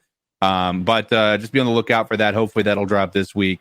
But just be looking out, man. I'm going to try to put some stuff out. Send us at the very minimum. Well, not at the very minimum. First of all, have a great trip and fun. But if you want to just send us the file, we can play around with it and try to figure it out. Yeah, for sure. All right. Well, be safe, have fun. And if you can do a futures bet on the Carolina Panthers to win the Super Bowl, let's say 6 years from now, let's put $25 on it. I doubt they do that far in advance. Anyway, we'll see you tomorrow night on Beat Check, Friday night on Friday Free-for-All, and Sunday afternoon or evening, because we're going to be in Arizona on national TV. Get ready, folks. Buckle your seatbelts. Don't beat yourselves, as Matt Rhule would say. We'll see you later. Keep pounding. Take us out of here, Cody. Keep pounding.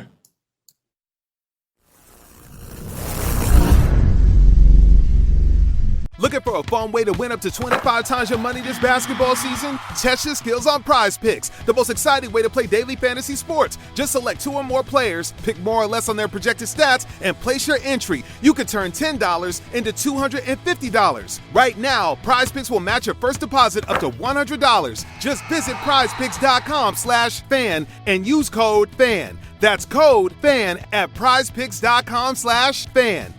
Must be present in certain states. Visit prizepicks.com for restrictions and details.